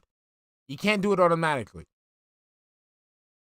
Like even me, with as much as I glaze and as much sleep that I don't get, I'm still quicker on my feet than you are, Phil. People weren't watching your live reacts because all you were saying, what? What did he say? It's stupid. What was that? What? Like shit like that. So people don't want to see it. So they wait until you come up with your little fucking prepared bullshit. So here's the thing. Do I do a live react to the Game Awards or not? Some people want it. Some people don't. There's no definitive, oh, here's your answer, Phil, from my viewer base. And I don't know. I'm kind of on the fence. I don't know what to do about a lot of these things, honestly. I'm kind of on the fence, Like, for example, there's some things that are easy answers. Should Phil play Callisto Protocol? Freaking yes. That's a game that people are going to want to see me play. It's horror. It's the follow-up to Dead Space, which is one of my favorite franchises that I've ever covered for YouTube, right? Like, on all cylinders, the answer is yes for that one. That's like a no-brainer, right? But then when you ask about other games, you're like, I don't know. Should I play Evil West? I don't know. I don't know these answers. I need your feedback on this kind of stuff, okay? So please give it to me. And, what I may start doing is polling and stuff as well. Stuff is polling is doing start what I'm and to me. Give it please. So please give it to me and to me. Give it please. So please give it to me and So please give it to me and So please give it to me and what I'm. So please give it to me and what I may start doing is polling and stuff as well. Like let's say for example. Time out. Pause. Please give it to me. And what I may start doing is polling and stuff as well. So please give it to me. And what I may start doing is polling and stuff as well. Pause. Just give it to him so he can start doing the polling. Hey, what did he say yesterday? I forgot, everyone. I was asleep, man. Like, let's say, for example, in the next month. I got a whole bunch of you know what? I'm going to start doing a sus compilation. First, I'm going to start with that guap. I have all these games to choose from that I should do playthroughs of, and maybe I should poll and say, which one is the one you guys really want? We need a sus compilation. I think Aquatil. I have a backlog, so I'm going to need you to cover this one for me. We need a sus compilation. Polls, right? Maybe that's what I should do. I don't know. I got to think about it. But I have a backlog. I kind of am leaning towards agreeing with this person. Now, I'm not saying, don't worry, I'm not saying that this time of year I'm only going to play 2 games a month. That's ridiculous. But, yeah, I mean, me trying to cover all these games, just in the last month, right? Here's the new releases that I covered. Oh, I deleted them all. Oh, shit. I deleted the ones off my list that I already played. Let's try this. Let's do it this method instead. All right. Just in the last month, right? I covered Hold on, because YouTube is only showing me 10 playlists and all of its genius. Okay, here we go. In the last month, I did a full playthrough of Evil Within 1. I played Scorn, right? I did Resident Evil Village DLC. We did the Halloween Marathon, which is always fun. I did a Plague Tale Requiem. And then I did the story/campaign of Call of Duty Modern Warfare 2. I'm doing the multiplayer of Call of Duty Modern Warfare 2, right? And now we're doing God of War Ragnarok, and now we're doing Sonic Frontiers. And by the way, Gotham Knights basically took forever and didn't finish.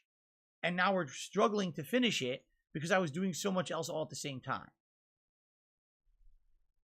Would it have been possible for me to pick and choose maybe 1 or 2 less games in that rotation? And then basically said, okay, maybe if I didn't play Gotham Knights, or maybe if I didn't play Plague Tale, or maybe if I didn't do, I don't know, the story of Modern Warfare 2, maybe if I cut a few of those out, I would have been able to focus more in on the things people wanted and got more progress in them. And maybe we'd be able to keep more games in the rotation that you like. Like, for example, some people are actually expressing a lot of sadness that tonight is the final stream of Disney Dreamlight Valley for a while. And I'm just explaining, there's no way I can keep that in the rotation playing as many new games as I'm playing, right? Maybe I shouldn't play as many new games. Maybe I should cut back and play 2 less. And then I should keep the chill games in the rotation, right? I don't know. It's basically, the way I see it is, we need to figure out what to do with this channel. Now, by the way, I'm not complaining. The channel is doing well. Even though from the outside you may look and say, geez, Phil's playing a new release and it doesn't even get 5,000 views anymore, right? Right. I mean, I'm not going to argue with you there. But at the same time, understand, the support on the streams is great. So I'm not complaining. Even though the viewership has dwindled, if anything, what this is showing, let's be honest here, is that the people who support this channel have always supported it, and everything else was just periphery views. You know what I'm saying? Like, at one point, a lot of people were coming to the channel and watching the content, but they weren't supporting the content. They were just here to watch. A lot of those people have gone, but the people who actually really like the content are still here and are still supporting it. Because I haven't seen any kind of a dip in support at all. Because you're, oh my God, the sky is falling. It looks like your overall views are down on your hot new release playthroughs. Okay, but I'm still doing just as well. So you've been doing just as well. So that means every time that you've been complaining about you needing money for bills and shit has been a lie, right? Correct, Phil? Support hasn't dropped. Remember, you said it yourself. Support hasn't dropped. Even though you keep talking about how you need to get back to Twitch levels, you just said right now, support has not dropped. So if support hasn't dropped, does that mean all the times that you've been complaining about money, you've been lying? Exactly, John. So you don't need the money? You're not poor? You're not hurting for bills? You're not tight on money? This is why it is in your best interest. And I'm just going to flat out say it. It is in your best interest to keep your fucking mouth shut and just play the fucking video games. Just play the fucking video games. Instead of you opening your mouth and feeling a need to talk, and I don't know, I don't understand that. I don't understand that concept of needing to fucking talk to people. Like I can understand, like, me back in the day, people used to tell me shut the fuck up. But that's because, like, I didn't really get to interact with people that much. And, you know, like, I didn't get to interact with people that much. So when I did, like, you know, I would talk. You know, I would talk, you know, talk the air off. And then there'll be time where I'll be told, like, yo, you gotta shut up. You know? But you actually have an audience that you can interact with. You can interact with them as you're playing the game. Why do you have to sit them and subject them to a fucking quarterly sales report every single fucking day?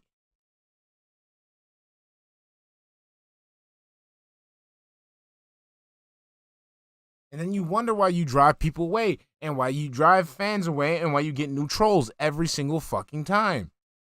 So does it matter? Yes. I guess not. Yes, because these same fucking people, like, again, Phil, I've said this before. You keep showing your true colors. And every single fucking day, you keep letting us know how you really don't care about YouTube. You really don't care about making these videos. You don't care about gaming. As long as you have somebody giving you fucking money, and like if you were living in some kind of fucking welfare state, you just want people to carry you through life. That's it. Just listen to what he's saying. Ladies and gentlemen, any person, any retractor, any person who says that, you know, we go too hard. Like, dude, listen to the dude. The dude is saying it right off the bat. He doesn't want to fucking work, and he wants people to fucking support him. Support him living his immature fucking lifestyle. His pretend playhouse, I'm a big boy lifestyle. And as long as there's one person to do it, as long as there's someone out there to do it, he doesn't give a fuck about anything else. Right? It's funny because you see these biggest YouTubers out there with their millions of views, but how many of the people who are actually doing that actually are supporting the content or care about it? And how many are just there to say, I'm watching this because it's known to be popular? I mean, how do you think they became big YouTubers, you fucking dumbass? Come on.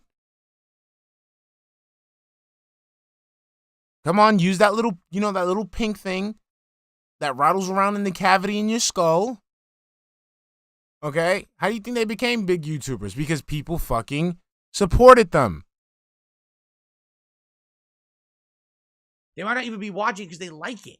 They just watch it because they know it's popular. Oh, I'm told this is popular. So No. Right? That's you. That's you. That's the fucking dumbass that's been fucking molded by fucking advertisements and TV and just basically became a FOMO obsessed consumer. Nobody does that. I don't watch shit because it's popular. I've never seen anything because it's popular. Never. I've never seen anything simply because it's popular. I've only watched, engaged in shit that I personally like. Okay? If I like it, I will watch it. I'm not watching it because everyone says it's the hottest thing to watch. I don't give a fuck.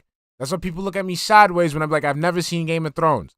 I've never seen an episode of Game of Thrones. I've never seen The Wire.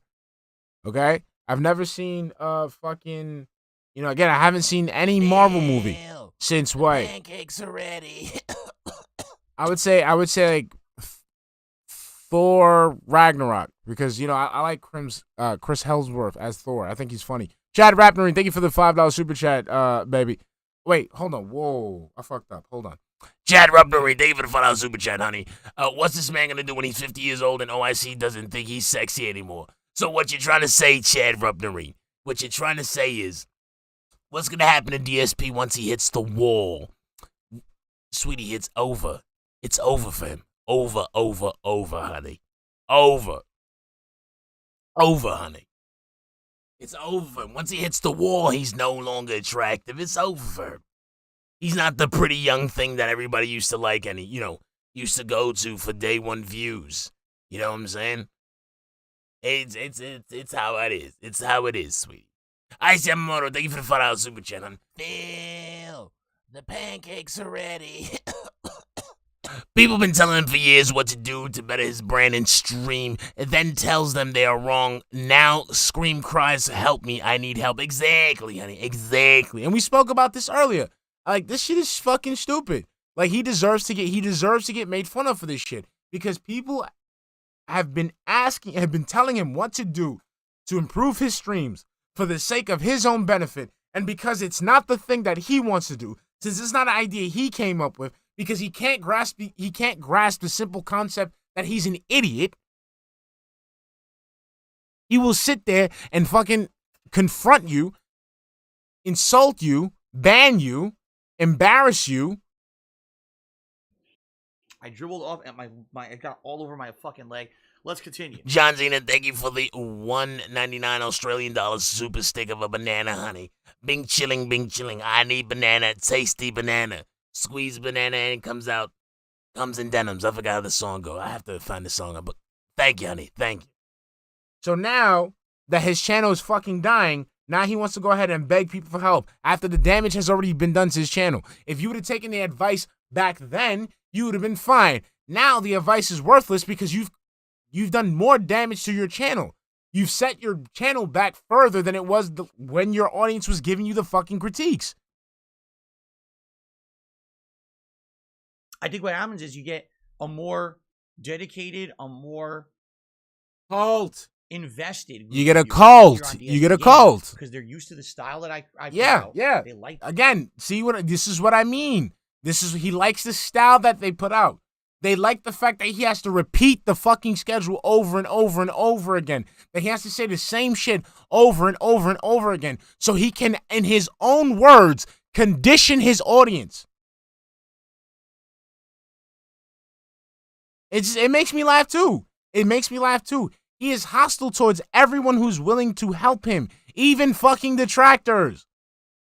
That's the crazy thing.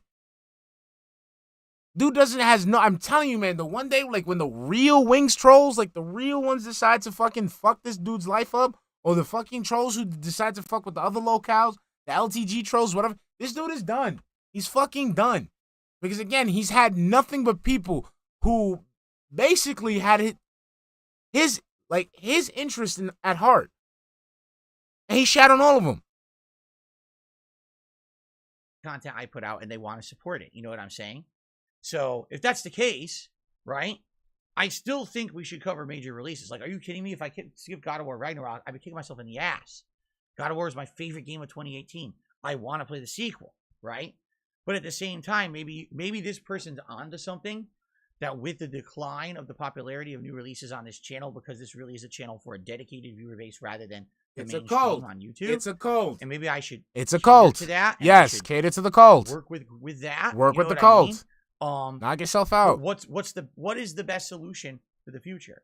I think this is the discussion. The best solution for the future is to admit that you have a problem and that you've been spending your money on WWE champions. And the fact that you've been spending money on WWE champions is because it gives you a dopamine fix that you haven't been able to get in the past, like you haven't been getting lately, because you're depressed. You're depressed because your channel sucks. You're not in a position that you used to be in because you failed. You fucking failed. You fucking failed horribly.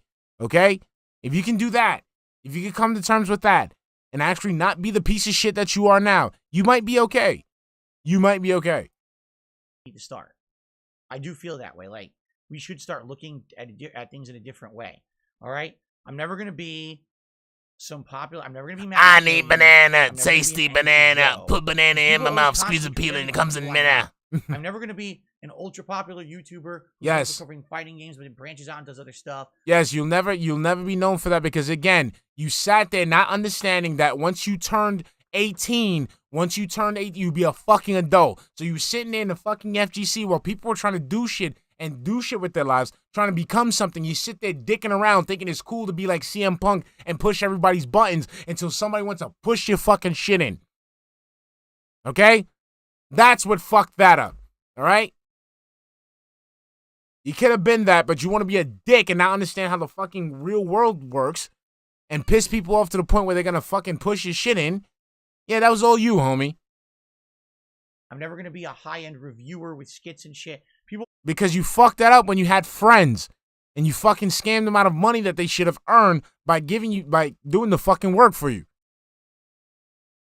Always want to tend to compare me to things that I'm not even on the same scale of. You know?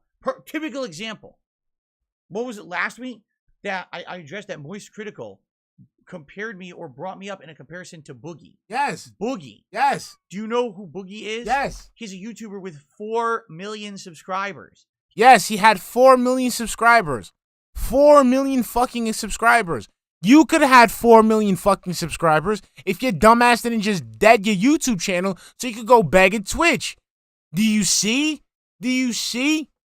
You let go of all the dollar bills so you can go ahead and pick up pennies. That is your fault. Fault. Your fault.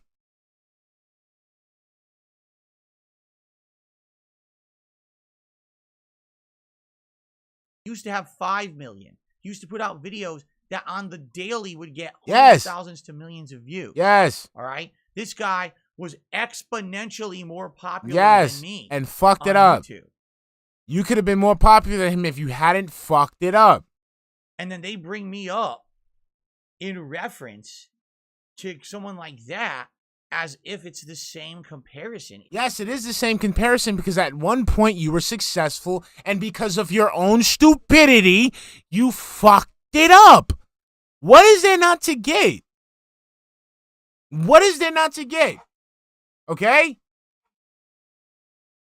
Fat, overweight, Caucasian male, nothing going for his life, plays video games, stumbles upon YouTube channel, could have been a success, saw some success, but due to their own stupidity, their own laziness, their own entitlement, they fucked it up.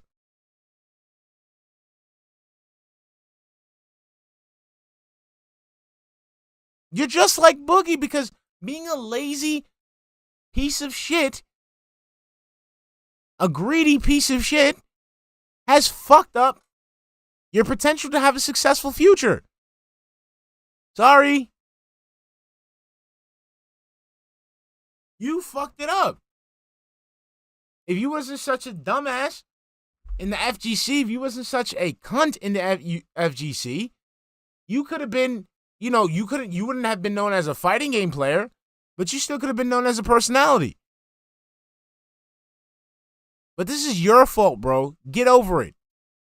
It's not at all. It never was. When people always compared me to the Angry Joes, and they compared me could have been to, other content creators. It was never a direct comparison. It was kind of an unfair comparison. No, it was a direct comparison. The only reason you're not on the same level as these guys is because, again, your dumbass abandoned your entire YouTube channel so you can fucking beg for $100 tips. That was never in scale. You know what I mean? So, to me, all right. It doesn't matter what, and this is the other thing you have to understand, DSP. It doesn't matter what you think, okay? Because your thoughts are worth nothing. So, basically, nobody cares about your 2 cents, okay? Your 2 cents are worth shit in this economy due to inflation, okay? Understand why? Because you have not left the house. You have not spoken to anybody. You have not read a book. You haven't, you haven't checked the news. You haven't done anything that will make your outlook on whatever the fuck it is that you're talking about worthwhile.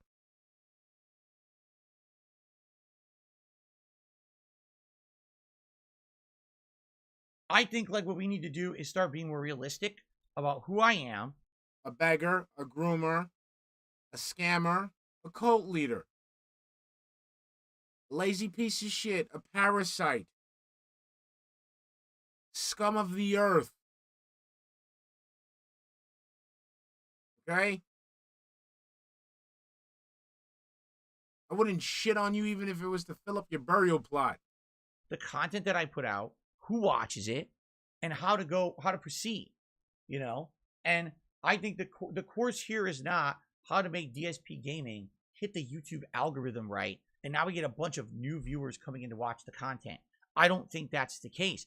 I think it's more of what we need to do is find a way to cater to those who are already here, who are dedicated. That's what I'm waiting for, divine retribution. Slowly, a few other intelligent people not gonna happen and say this is why this not gonna happen. What you would want, as opposed to all the other very commercialized, very homogenized, very similar content that you can find on YouTube. Let's be honest, the content on DSP Gaming is pretty different from what you would find on a typical I make a living doing gaming channel. Yes, because you're not trying to make a living off of gaming. You're trying to make a living off of begging. What you do is panhandling, DSP.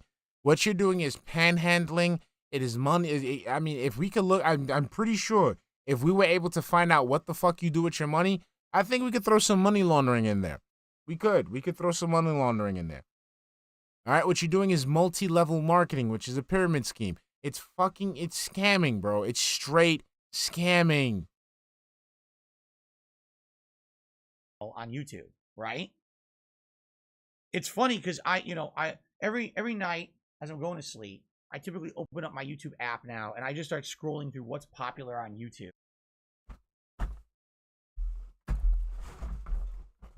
I love when I'm right. I love it. Thank you, Phil. I mean, even though we know this, thank you. Thank you for admitting the thing that I keep saying for fucking months on end. How it's fucking sad how you go ahead and you go on fucking you go on the internet, not to entertain yourself, not to inform yourself, but to go ahead and sit there and be jealous and bitter on what's on the internet. Bro.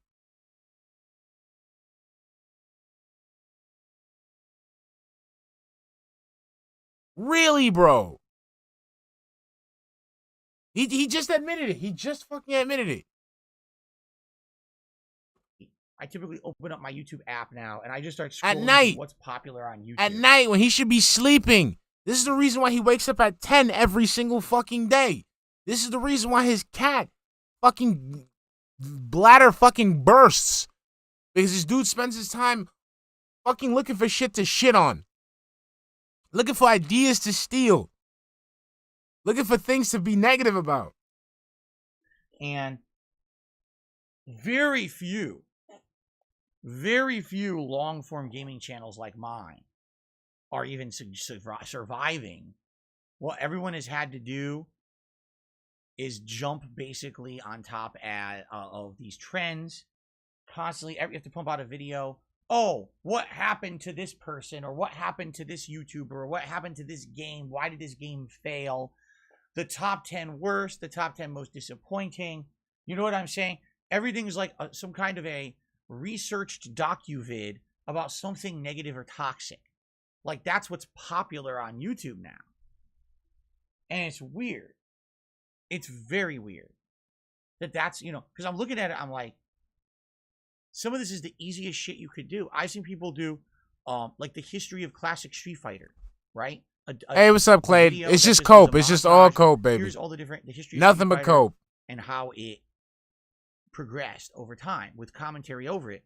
Millions of views. I'm like, I could have done that easily. In fact, I have more knowledge than the person who made the video because I lived it. I grew up doing that. And I look at the content like, this is it now. This is what YouTube is. It's become this weird place where everything's almost the same. That's what's popular on YouTube. There's always a fad. And that's kind of the fad right now.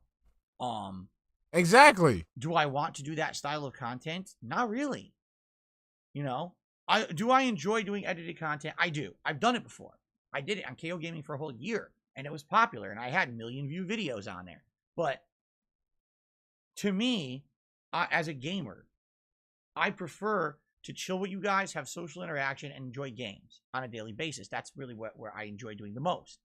For me to say, guys, I'm going to do an edited style video that's like a documentary about the history of something that I know.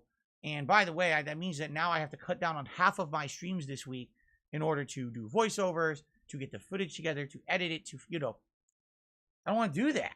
I like being a streamer. You know what I'm saying? And that's where my audience is. I know that.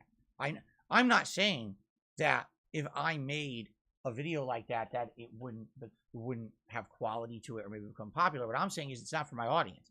My audience is very different than that mainstream YouTube audience, right?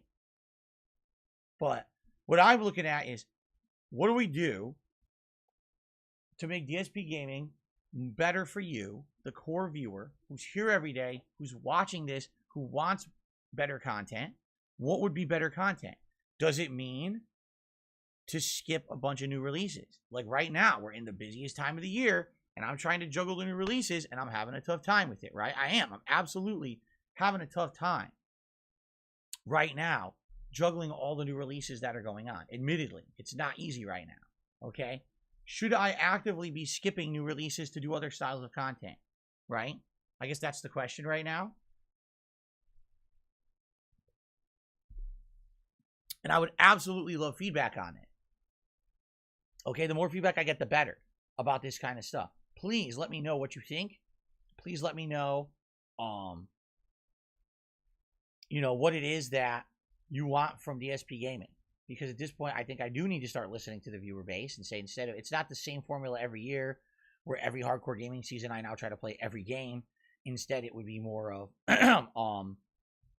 you know, what's going to entertain the audience that's here to support the content. You know what I mean? I think that's more important than me just pumping out new release playthroughs constantly. I do feel that way. I feel like, you know, we're in a situation here where it makes more sense to open up to the audience and get your feedback than just ride the same formula I've done forever. So if you feel, right, if you feel that there's something different that I should be doing, please share. I'm open to suggestion. You know, let me know. Okay? Let me know. Because it's not going to be about this anymore. Support, like again, I'm playing God of War Ragnarok. I've been playing it since Wednesday. All right, Drake, what's up, baby? Insanely good game. I cannot wait to play it more today. I'll be playing it constantly for the next month and a half. You know, look at the views.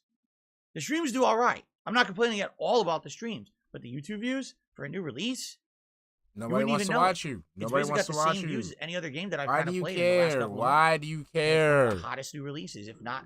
If you do this shit for the passion, why do you fucking care? Shit. Why do you fucking care about the views if you just fucking want to be passionate about this shit? Come on, bro. The biggest new release, right? So, that's what I'm saying. Like, it doesn't seem to me like it's, you know, the old formula really applies anymore. So what do we do about that? Let's have a conversation. Please send me your feedback. As always, you guys know the avenues to do that. You could talk to me on my streams. You could comment on this video. You know, you leave comments all over the channel. You think that's why it is, many ways boss you can lady? reach out to me. Like this person, you can write me an email because that email was very informative. Although I don't directly agree with some of the things they suggested in there, the games to play. So then what's the fucking... But already off it. Off rip. Off rip. Off rip. Off rip. Off rip. Yeah, I got feedback, but yeah, he's wrong. Playing the same new releases as always. Go Bane, what's up, baby? Gaming season isn't really affecting things positively anymore, you know. So there you go. All right. In regards to like news and stuff, I don't really have much to talk about today. What I would say is, you can tell the difference between someone who's actually really verified on Twitter. Oh my god. Because what you need to do is if you click on their blue verification checkmark, a pop-up will appear. Oh, we're almost done, baby. And that pop-up, hold on a second, I don't read it to you word for word because I actually am really verified. I mean, my thing is, like, I'm not giving the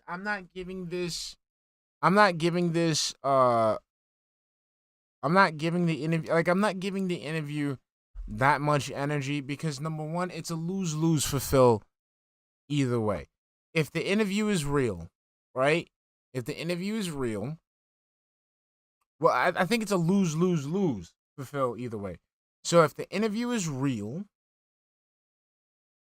and he goes through with it, it's just going to be a pre-stream podcast on somebody else's platform, and it's going to be highlighted in front of a whole bunch of normies who are going to laugh at him, okay?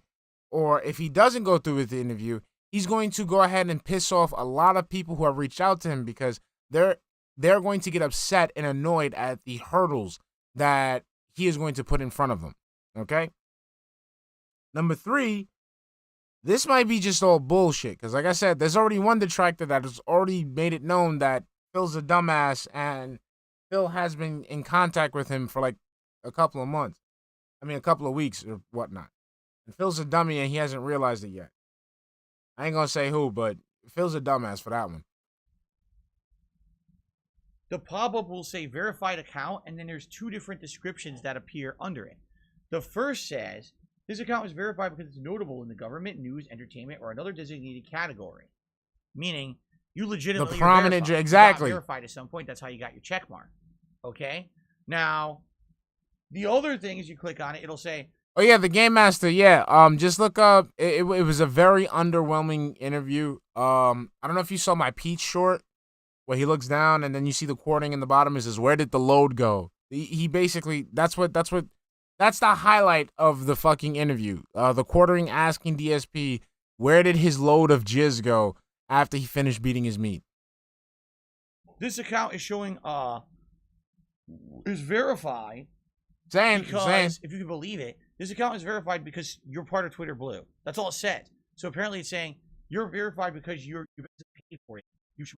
That's what it says. So if ever you're on Twitter and you see someone's got a blue check mark, you're like, I have no idea if this is someone who's legit or just some asshole. I don't care. I don't care. Get your answer. Don't care. Not to say that just because someone's verified on Twitter that they should have any more prominence or clout or be trusted as an authority on anything. I don't think that ever should have been the case. If anything, just means it's a real person. No one's impersonating them. That's all it ever meant, right? When I got verified on Twitter, did that immediately make me some kind of a prominent guy on Twitter? Of course not. All it means is, hey, this is the real Phil. No one's fucking around and trying to impersonate me and get in trouble. That's all it means.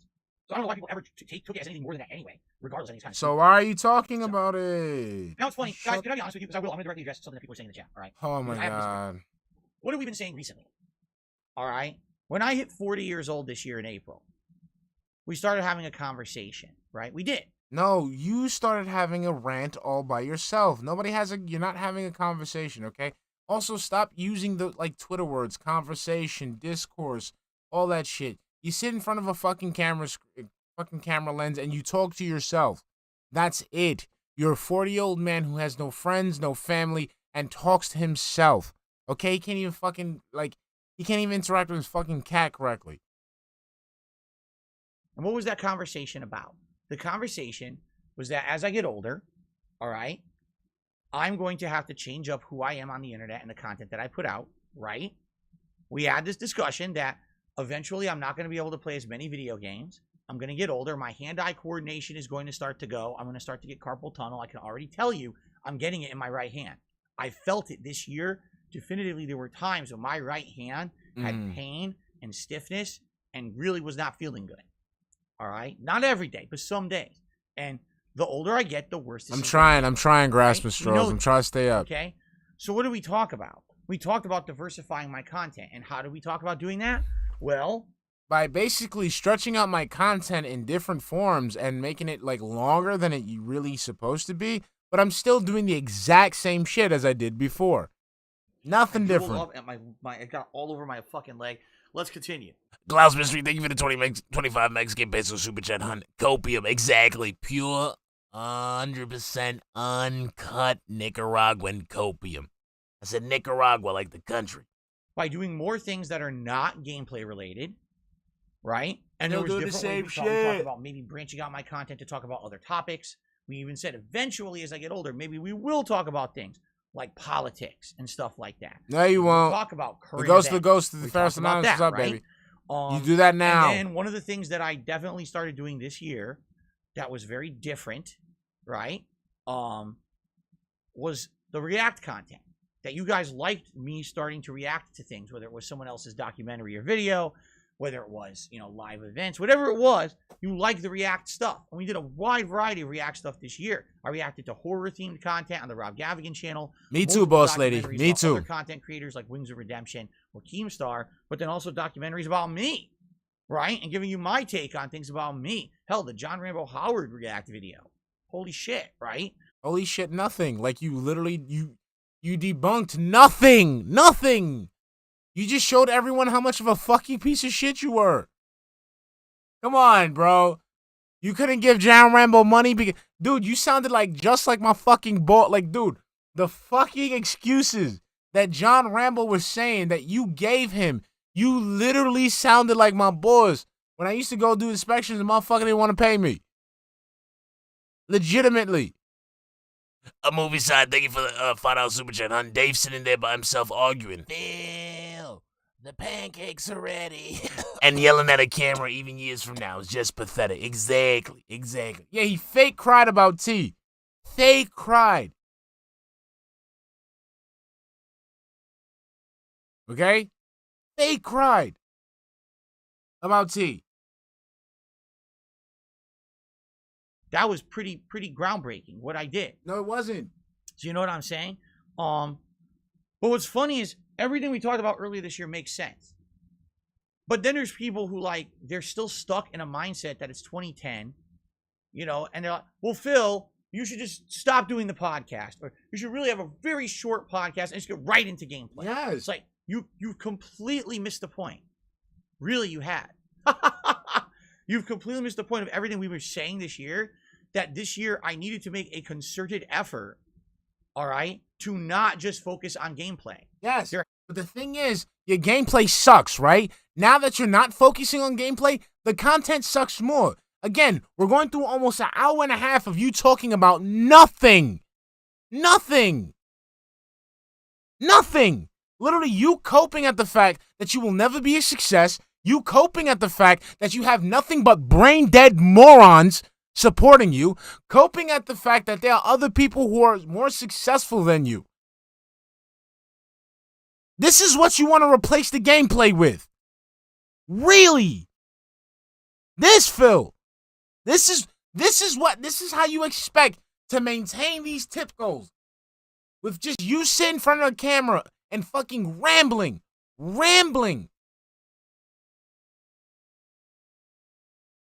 Like some kind of fucking cokehead. Really, bro? This is the direction that's gonna save your fucking channel. Has to be a change on this channel that I'm not just doing gameplay, because that has to change over time. I'm going to get older. People are not going to care as much about the gameplay anymore. Yeah, but that's you, though. Like, that's an issue, though. Like, you have to fix that. Because what if you apply the same tactics in your gameplay that you do with your commentary? And then people get turned off just as quick. And remember, you're not 20, you're not 30 anymore. So you don't have time to find a new niche. You don't have time to find a new groove.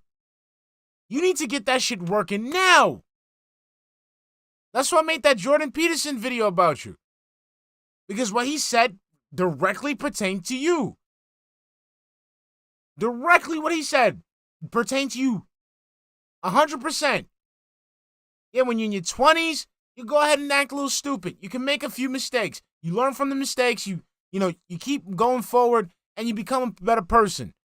Once you start getting older, 30, 40, 50, you don't have that same luxury anymore. So now you're trying to diversify your channel after you've already been established as a one-trick fucking pony. And what's that trick? Begging.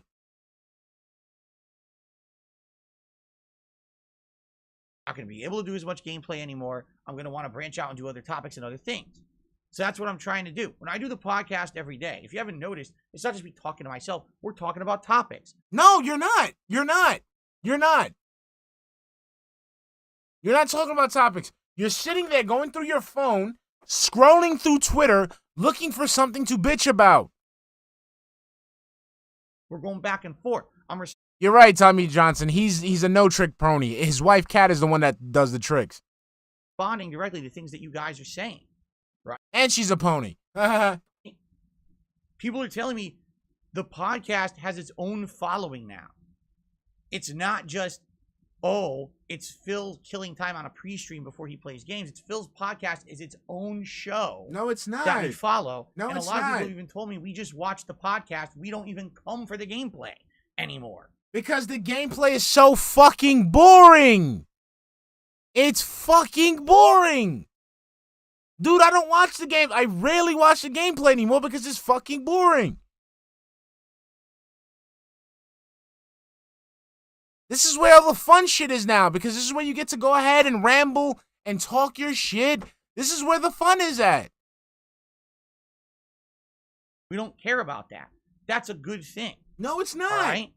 So how are you then going to tell me shorten the podcast or do less podcasting? That was what we said we were going to do earlier to change things. No, nobody said that. You were. You were. And when they made a podcast, they made an actual fucking podcast where you sit there and you have fucking content to talk about. You're not repeating the same shit over and over and over. And then to spice things up, you go on Twitter and you mumble for a few minutes. No, bro. See, like my streams, I do have a routine that I follow. Right? I run the pre-stream to make sure everything on the back end's, holding up. I run my little cold open short with the intro. I load up the overlay without your video on it, so everybody can see what new cat I got posted up. All right? Then I go ahead, I say my little spiel. I say what's up to everybody. But then after that, we go ahead and we do something different. I got all over my fucking leg. Let's continue. Klaus Mystery, thank you for the 65 Mexican peso super chat, hun. No, Phil, I noticed that you immediately went to politics. Okay, sorry, my bad. You trying to read like Phil. I'm trying to read like Phil. Klaus Mystery, thank you for the 65 Mexican peso super chat, hun. No, Phil, I noticed it. You immediately went to politics as a topic for your diverge instead of gaming. Ding, ding, ding. You are not a gamer. Exactly, honey. Exactly.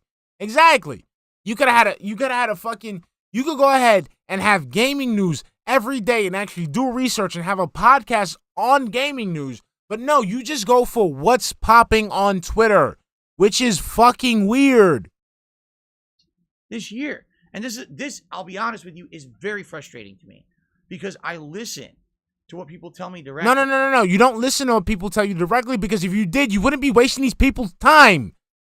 Okay? So you have a podcast, right? Here's the podcast. Name one motherfucker you know that just has time on a podcast. Just sits there.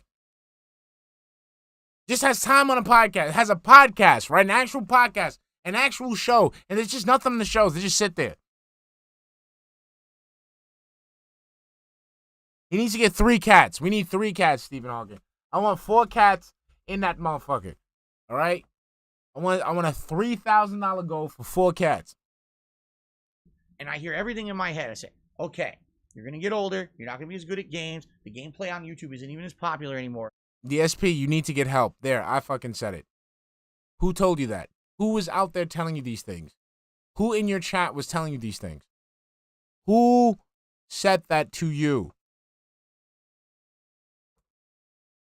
Diversify your content. Do different kinds of discussion content. Do react content. But you don't do it all. No, you don't do it. You don't do any of those things. You don't do any of those things. The react content, you don't know how to react to that shit because you have to sit there and revisit everything so you can come up with a coherent thought afterwards. Okay? The discussion, there is no discussion because right now, this is supposed to be the discussion part, right? And you're sitting there admonishing your fucking chat for what they're bringing to the discussion. You're chastising them. You're fighting with them for what they're bringing to the discussion. You're doing it wrong. Your podcasts are too long and you need to play more games. Yes. What the fuck did that come from? Because it's fucking boring. It's fucking boring. Phil, we almost an hour and a half of nothing. Nothing. You coping, you go on your schedule, and you sitting there fucking rationalizing the fact that you don't listen to people. Where's the entertainment value in this, Phil? Phil, this shit is so fucking boring. I have to watch this blind. I can't be on a restream and watch this and have enough energy to come back to it and dissect it in a later stream. That's how boring this shit is. This shit is so boring, it's draining. I need the chat here. I need the little goofy-ass fucking sound effects. Because this shit is so anti-entertaining. It's anti-tainment. That's what it is. Not entertainment. It's anti-tainment. What are you talking about? No, that's not good feedback. It's just not. No, there's no such thing as good feedback. Feedback is feedback overall. If you think this is such thing as good or bad feedback, good or bad feedback, you're just looking for yes men. Well, we directly told you at one point to do all of this, so you did it. Oh, that's wrong. Go back to how you were doing it. That's not good input. It's no such thing as there's input. You input and you take it because, again, you have a fucking business. You have a business. You want money from these people. Do what the fuck they want, how they want it, so you can get their money. Stranger, thank you for the $2 super chat, hon. DSP likes advice from himself. Exactly. All over my fucking exactly. Leg. Let's continue. I need to have input that's going to be decisive and helpful and constructive. Not, oh, we asked for all these changes, so you did them, and now go back. No, you didn't do those changes, though.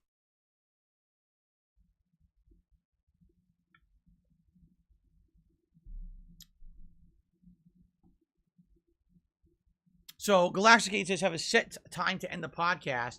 so people can just be here for gameplay when they know exactly when to be here. But people do know when to be here. No, they People know, don't. in general, it's around between 12:30 12:45. No, but see, that's the thing. No, it doesn't fucking work like that. It's just like the fucking GameStop that I go to, where it's just like, okay, they're supposed to be open by 12:30. I get there by 12:30. Yeah, it's they're not there. They don't show up till like 12:50. No, that's not okay. I'm wasting time waiting for your dumbass. What time are you gonna start? What time are you gonna fucking end? Because if I go ahead and I know I don't want to watch your fucking stupid level 1 podcast bullshit, and I show up at 12:30 and I have to see an empty chair because you went to go rub one out while you were playing WWE Champions, I'm gonna be fucking pissed. And that actually happens to me. Like when I come to like cut off the fucking stream and shit, so I can sit there and just go back into the DDM and shit and just watch your stupid gameplay, and I see an empty chair because I know you're going to the bathroom to masturbate while you're playing a mobile game and not wash your hands afterwards, I get upset.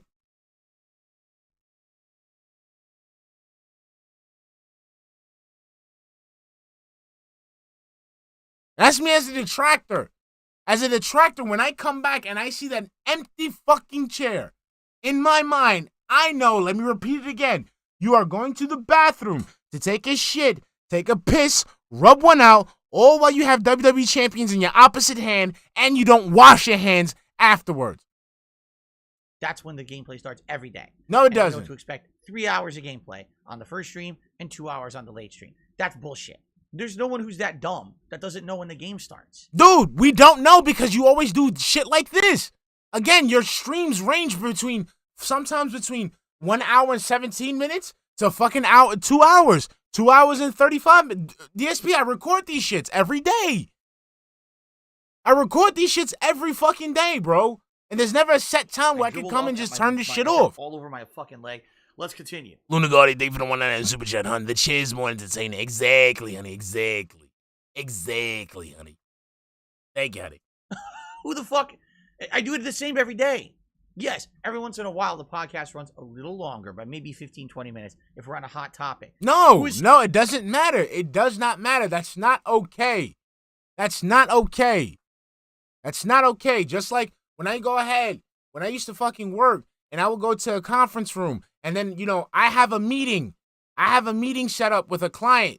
I've reserved the conference room and I see fucking a bunch of VPs and shit. They're running about like 15 minutes over. I don't give a fuck who they are. Time's up. You got fucking time. Like, you have your set time. Don't waste mine. Let's go. And then on top of that, in most of these fucking podcasts, you don't have nothing to say, so you technically could turn these, you could cut these shits off early and start the gameplay, but no, you would rather stall out until you meet that, 12:30, 12:45 benchmark. With stupid-ass Q&A that you don't even fucking go through. You just sit there and just dismiss every single fucking question that comes your way. So dumb. I'm sorry, I just don't think my viewership's that dumb. Yes, they are that fucking dumb. They are that fucking dumb. That's the thing. They're that fucking dumb, DSP. That's why you speak to them over and over and over again with the same shit. That's why you go ahead and fucking repeat, explain everything to them because they're that fucking stupid. DSP, you have a guy that legitimately resorted to eating baby food in order for him to support you. Okay? Grown-ass fucking man eating baby food. These motherfuckers are retarded, bro.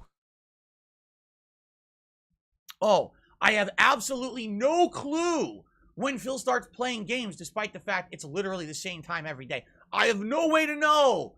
Someone guide me and hold my hand. No, I don't think that people are that dumb. Yes, they are that fucking dumb. They are that fucking dumb because you know why? They follow you. Point blank. I'm sorry, I just don't. That sounds dumb. Jade, Velofog. Jade was telling him like, yo, I don't got money like that. I'm hurting for money. I have to eat baby food. Dead ass. I am not playing. Not playing. Motherfucker said, yeah, I gotta eat baby food. Baby food costs as much as fucking a fucking 6-pack of fucking ramen. Does not sound valid to me. You know? All right. Anyway, I will welcome input. You see it? Like right now, this is unnecessary. Right now, this is unnecessary. You can sit there, cut this extra 19 minutes off, and just fucking finish. All right, I will welcome this kind of stuff. Let's keep the discussion going, but it's staying in line with what you guys are saying. It's 12:13 p.m. Pacific time, and if we keep talking, we won't get to gameplay on time. And then there'll be people who are so confused. Yes. They won't know where am I? Where's the gameplay? Well, I thought there was God. Where's the God of War? Oh my God, I'm so confused. What's happening here? Where's the butter? Where's the butter? Daddy, where's the spark plug? Hey, cat, where's the fucking extra cup of wine? Jasper, where's your fucking filter so I can like, dude, you do the same fucking thing. You're an inept piece of shit. Your audience is just like you, fucking retarded. You're all a bunch of fucking retards, circle jerking each other. Jesus fucking Christ. Jesus Christ. Yes, they are that fucking stupid, Phil, because they give you money for fucking nothing. That's it. They're just like you, complete empty-headed Neanderthals. Fucking true idiots. Legitimate invalids. Literal mushroom-brained fucking dentheads. Because they follow one. They follow the biggest dent of them all. Man's so fucking dented, he has actual dents in his fucking head because they fucking crushed his skull trying to pull his fucking oblong-shaped head out of his fucking mom's womb. I'm not even gonna go that far. I'm not gonna go that far because I feel like the toxicity is flowing a little too much. All right? I don't know when Phil plays games, so we don't want that to happen. So I have to move on. We can't even keep talking about the topic. Shut the fuck up. Forced yes. the viewers to move yes. on. You see And this is why nobody likes you. This is why nobody likes you, and this is why your wife sucks another man's dick. Because of shit like this. Shit like this. This is why Jaha wanted to beat your ass. Because shit like this. This is why nobody in the FGC respects you. Because of shit like this. This is why no content creator will ever fuck with you. That's why no content creator will ever respect you. Because of shit like this. Why do you have to be such a toxic piece of shit when you have no right to be one? You, again, a 40-year-old man-child that was never raised properly, therefore didn't know how to navigate through life and suffered because of it, but because he's such a fucking bitch due to the coddling that his mother gave him, he didn't know how to fucking cope, didn't know how to fucking mature, and sit there and isolated himself for years. For fucking years. But still has the fucking nerve to think he can deride anybody. Anybody. Anybody.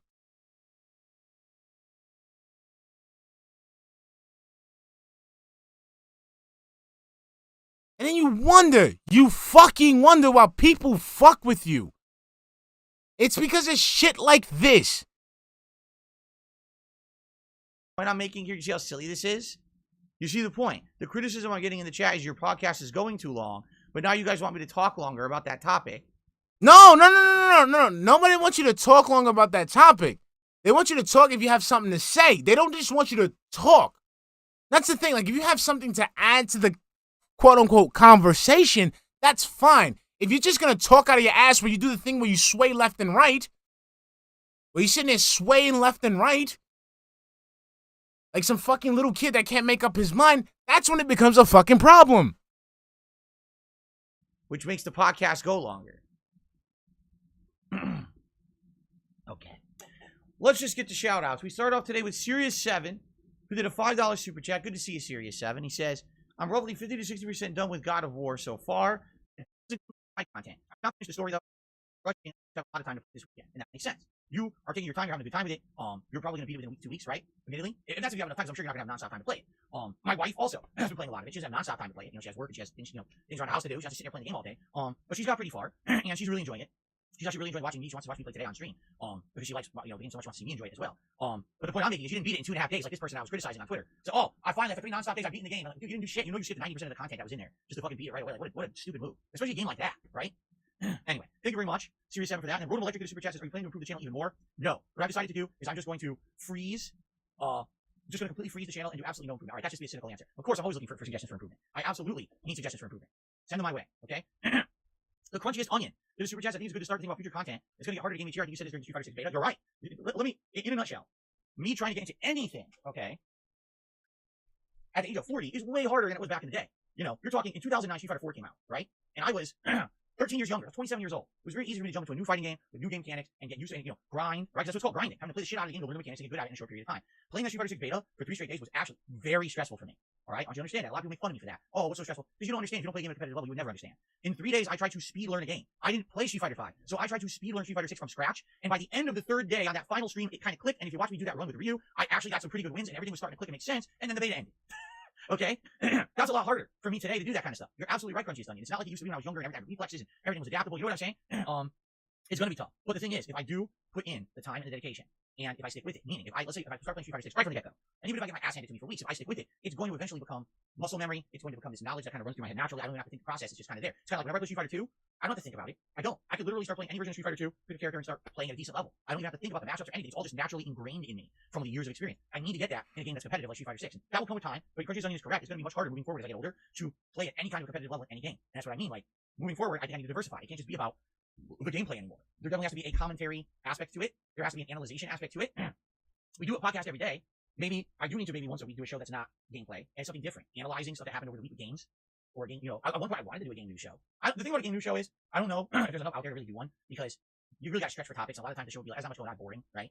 I don't know. We'll have to think about this. Let's think about these ideas. All right. Okay. On the tip side of things, first of all, early this morning, I received a $5 tip. Okay, and it's an insanely long message attached to it. All right. All I'm going to do is read this. Ready? The $5 tip from an anonymous tipper. So let's get that on the leaderboard.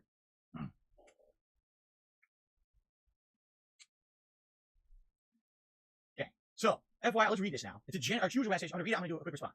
Phil, I was just watching your old Quiplash video. That's the funniest shit ever, and I'm sure a lot of the fans and trolls alike would kill to see you play that on stream again. Maybe you can make it a membership goal in the future, because I know most membership goals are hit just because one person ends up getting a lot of subs. For something like this, a lot more people would buy subs on their own or possibly continue to sub because these people would actually be willing to spend money and not actually people who are just lucky enough to get the membership. I guess obviously there would be a lot of trolls paying who would say stupid offensive stuff, but I think as long as you condemn what they're saying, you wouldn't get taken down. Your video would maybe just be demonetized for what they're saying. Because YouTube isn't nearly sensitive to Twitch or refer to the actual situation. Just a suggestion, you don't have to address this on today's stream, but I appreciate it if you do at least send to show me that you and I, and then he's typed so many characters that it actually cut off. This is a podcast. This is part of the podcast. Okay. I will address this as briefly as possible. I appreciate the suggestion, but you have to understand that one thing that I've learned over the years, all right, is that when you provide an avenue for people to be toxic and to troll, all right, basically, you will get that. You're basically inviting that behavior, all right? And if anything, in a year and a half that I've been a full-time content creator once again on YouTube, when I came back to dspgaming from Twitch, we have done a concerted effort here to try to make it that the content here is controlled. It is what I want to put out. It is not taken over by any set group or trying to derail shit or whatever. Not to say that doesn't happen when I get, I get the bait and I fall for shit and I talk about other stuff, right? But in general, the content here remains kind of drama-free, remains way less toxic than the shit that I used to do. You know what I'm saying? I don't invite that behavior. There's a reason why I don't do public lobbies with people in modern multiplayer games. That invites the toxic behavior. Yeah, at the moment, because you're fucking pussy. You're a fucking pussy. You don't know how to defend anything that's said towards you. Just like fucking LTG. Both of y'all fucking coward-ass fucking bitches. If I tried to open up a lobby in Call of Duty, you'd have people come in that might be disgusting. You'd have people that are racist and names that are sexual, disgusting shit, names that are personally insulting. They do it on purpose. Like you're enabling those people to have a voice and get attention, right? If you haven't noticed, not doing that shit, I've been fine. It's not like I need to feed that audience to retain support. I hate to say it, there are some content creators out there that have kind of gotten so swarmed in the toilet of toxicity around them that they use that as a way to capitalize and try to make bank on it. Just like you do. That's why you invite Evil AJ you invite this type of shit so that way you can justify your fucking victimhood narrative complex. Come on, and I'm not one of them. If you haven't, yes, you are. Yes, you are. Nobody cares. Let's do a whole troll thing today. Let's have yes. That's why you talk about trolls every single fucking day. I feel like that would very much lessen the quality of content here on blah blah. On the reason I'm just making a buck. All right, I'm not here to just make a buck. I'm here to put out meaningful content for you guys. No, you're not. You guys told me. Nobody gives a shit. Force people to pay them to play in a game. Force people, or they purposely do a stream where they let the trolls in and then they make money on it and stuff like that. I don't care. I'm not doing that. I'm not going to enable that kind of behavior. Because you're a pussy. You're a pussy. You're a pussy. I don't want that kind of toxic behavior. Bussy. You ain't got no alibi. You pussy. What? You pussy. What? Bussy. You ain't got no alibi. You pussy. What? You pussy. This channel, when I was playing Quiplash years ago, I didn't really understand what the game was at first. When I played it, my God, you guys saw the insanely nasty stuff that was said. Once I've done it once or twice, why in the holy hell would I then say, let's do it again? Oh, because you'll have more people become paid members of your channel. And so I make a few more bucks and people are insanely disgusting and toxic. No, You don't enable bad behavior just to make some money. No. I'm not going to put out that shit. I'm just not. I appreciate your suggestion. You're looking out for my best interest. I get that. You're basically saying, hey, Phil, it would be great if maybe you could get some more members on your channel. People would definitely become members to see this kind of toxic content. I don't care. B-U-S-S-Y. That's not what I do. They want to do that content, they could go do it on their own restreams. They could do it in their own circle jerking channels out there. They're, you know some of them, right? Oh, wait, hold on. I couldn't believe someone came on my chat the other day and they said, someone's name is actually... Hold on, did I miss this? Hold on. Luna Guardian, thank you for the 199 super chat, honey. I think I missed this. The chair's more entertaining. Exactly, honey, exactly. I'm sorry if I missed this, honey. I'm sorry if I missed that. My bad. That's my fault. Duty. He makes a content. His name is Duty. His name is actually Duty. Yes, it's Duty. On YouTube. Yes. You know who Duty is. Okay. You know who Duty is. You're properly descriptive of yourself. You know who Duty is, dumbass, because you fucking clipped one of his fucking community posts, you idiot. You see, this is how you fuck up. This is how you fuck. Klaus, he knows who Duty is because he fucking clipped one of his community posts. He knows who Duty is. Like, he fucking know who Duty is. Act like he doesn't know who fucking Duty is. He clipped one of his fucking shit. His name is actually Duty on YouTube. Okay. At least you're properly descriptive of yourself. I really thought people were fucking with me.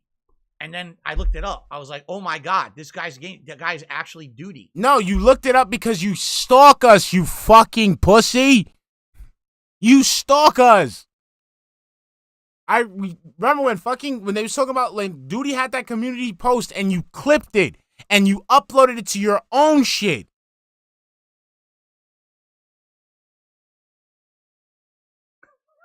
Wow. I mean, that really shows the level of intelligence of these people, doesn't it? He named himself after fecal matter. Good for you. Anyway, I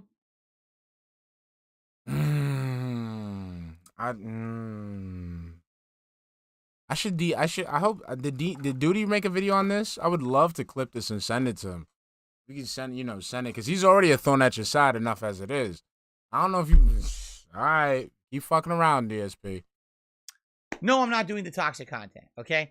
Let them do it on their own channel. Yes, and we'll keep it there, and that way we'll keep burying you in the algorithm, okay? We'll keep burying your ass in the fucking algorithm. Over there and keep it off of DSP Gaming. Let's continue. All right, so Snow Carl is here. He's tipped me $1. He says, everyone loved your Elden Ring videos because you weren't pussyfooting around and challenged yourself. You think playing on easy is part of why no one watches God of War. No, because I'm not playing on easy, and if you ever say that shit again, which is blatant misrepresentation of the facts, I am going to treat you appropriately. All right? No, you don't get just to sit here because you tip me $1, make something up. You're playing on easy, you fucking coward. You're a fucking coward. You're a baby coward. You're a fucking coward. I'm not playing on easy. Yo, I would love to. Yo, I'm just done. I want to be interviewed. I want to do an interview now. I want to be interviewed by somebody so I can just explain in detail how much of a cunt this guy is. I would love to do an interview. Just sit there and just talk about how much this guy's a dick. I don't want no views to my channel. I don't want no traffic to my channel. I don't want my channel being promoted. Let me just sit there and let's promote all the dumb shit comes out of his fucking mouth. Now we're going misaligned. We're going misaligned. Intended difficulty, the default difficulty. We got 7 minutes, baby. We got 7 minutes. And if you have a problem with that, you can go watch someone else who cares about the size of their e-penis and wants to challenge themselves in their first run of the game. Personally, I know the game's so long. Damn, I thought he was about to say, personally, my e-penis doesn't work. I want to be able to get through it in a reasonable amount of time. I don't want to be dying constantly and having this be a 4-month-long playthrough, because then everyone would just complain and say that it's too long and too lengthy, and why did he do that? I don't hear your wife complaining. So I know what I'm doing. Cut the bullshit and stop making shit up, because you like to cater to fucking my detractors. I'm not stupid still. Snow Carl doesn't cater to us, dude. Snow Carl's his own little fucking entity. Stop being butthurt because Snow Carl's calling you out, because, again, you're a disingenuous fraud. Carl, I know what you're doing. You do it every... No, he doesn't do it. Shut the fuck up. You're just mad because he's sitting there fucking asking you questions, exposing your fraud ass. You're nothing but a fucking fraud. Time pretty much now. Oh, you're always bringing this kind of toxic shit. All right, and then you still entertain it like the fucking cocksucker that you are. up, and I don't appreciate it. Okay, if you don't appreciate it, then don't read the shit out loud, you fucking dumbass. Okay. Then he took another $1. He says, suggestions on what games to play. I think you should refrain from playing games like Sonic or a princess game. Sonic or a princess game. Which is Disney Dreamlight Valley, because it's fucking weird that a 40-year-old man who has no children is playing a fucking Disney game that's specifically designed for little girls and like children, kids and little girls. You know what that is. It's Disney Dreamlight Valley. It's a princess game. No straight heterosexual male is playing Disney Dreamlight Valley when they could be playing Animal Crossing. You know that's what he's talking about. You're a fucking groomer, and you're sitting there trying to attract autistic people who fucking like to look at bright colors or established intellectual properties. That's what you're doing, you fucking predator, and it's fucking creepy. It's fucking creepy. It's creepy. It's creepy, Phil. Like I've dealt with kids who have autism, and have relatives who have that shit. I know. I see them on the computer, and they're fucking playing the same Paramount Pictures logo, or they're playing the fucking the Disney opening where the fucking the stars are coming towards the castle, or they see like Steamboat Willie and shit like that. That's the audience that you're trying to fucking cater to, and it's fucking creepy. That's why I don't fucking like you personally, because again, you're a fucking predator. You're the same type of fucking predator, like I said before, that I would see on the fucking train, sitting there preying on a woman, old lady, child, whatever. I let them know that they're being watched. I let them know that they're not going to get away with that fucking shit, and they fucking skulk away like fucking cowards, because they know what they're fucking doing is fucking wrong. Just like you know what you're doing is fucking wrong, because you're going out there trying to trick invalids into giving you money because you're giving them established intellectual properties that they're comfortable with. You fucking predator. And that's why I will never let up on you, because you're a fucking predator. I don't respect you. And as long as I have a chance to do anything, whether it's to put a spotlight on you or to take you out, I'm going to take it. You fucking predator. That might have 1 to 2 guys supporting it. It harms viewership. If the streams only have 150 people tuning in, no one talks. All right, I'm just going to ignore him from now on. The princess game. Yeah. You know what that is. Yeah. All right, Snow Carl. Yeah. Thanks for nothing. Yeah. Thanks for the $2. Yeah, you fucking butthurt, because again, it's a fucking little girl princess game that you're playing, so you could go ahead and attract mentally manipulable, or gullible, sorry, I keep fucking that word up, people to give you money. Get out of here. Get out of here, you fucking weirdo. Chris Hansen should be knocking on your motherfucking door every single fucking day. You fucking weirdo. Nonsense, and I'm not even answering your dumb shit. It's the dumbest thing I've ever heard. Like, dude, fucking... Yeah. What you got to say? The sad fact is... No, what's the sad fact? Tell me. Snow Carl has a very intelligent brain. No, he has an intelligent brain. That's why he was able to discern that Disney Dreamlight Valley is a fucking little girl's princess game. And that's why he brought it out. Exactly, Handsome Gordon Flowers. He's trying to attract children, whoever's dumb enough to fucking fall for his shit and give him money. That's fucking weird. Fucking weird, man. And this is the reason why I act. This is the way that I have to, because of dumbasses like you, I have to look over the fucking first floor and make sure everything that he's looking at is appropriate, because of fucking dumbasses like you.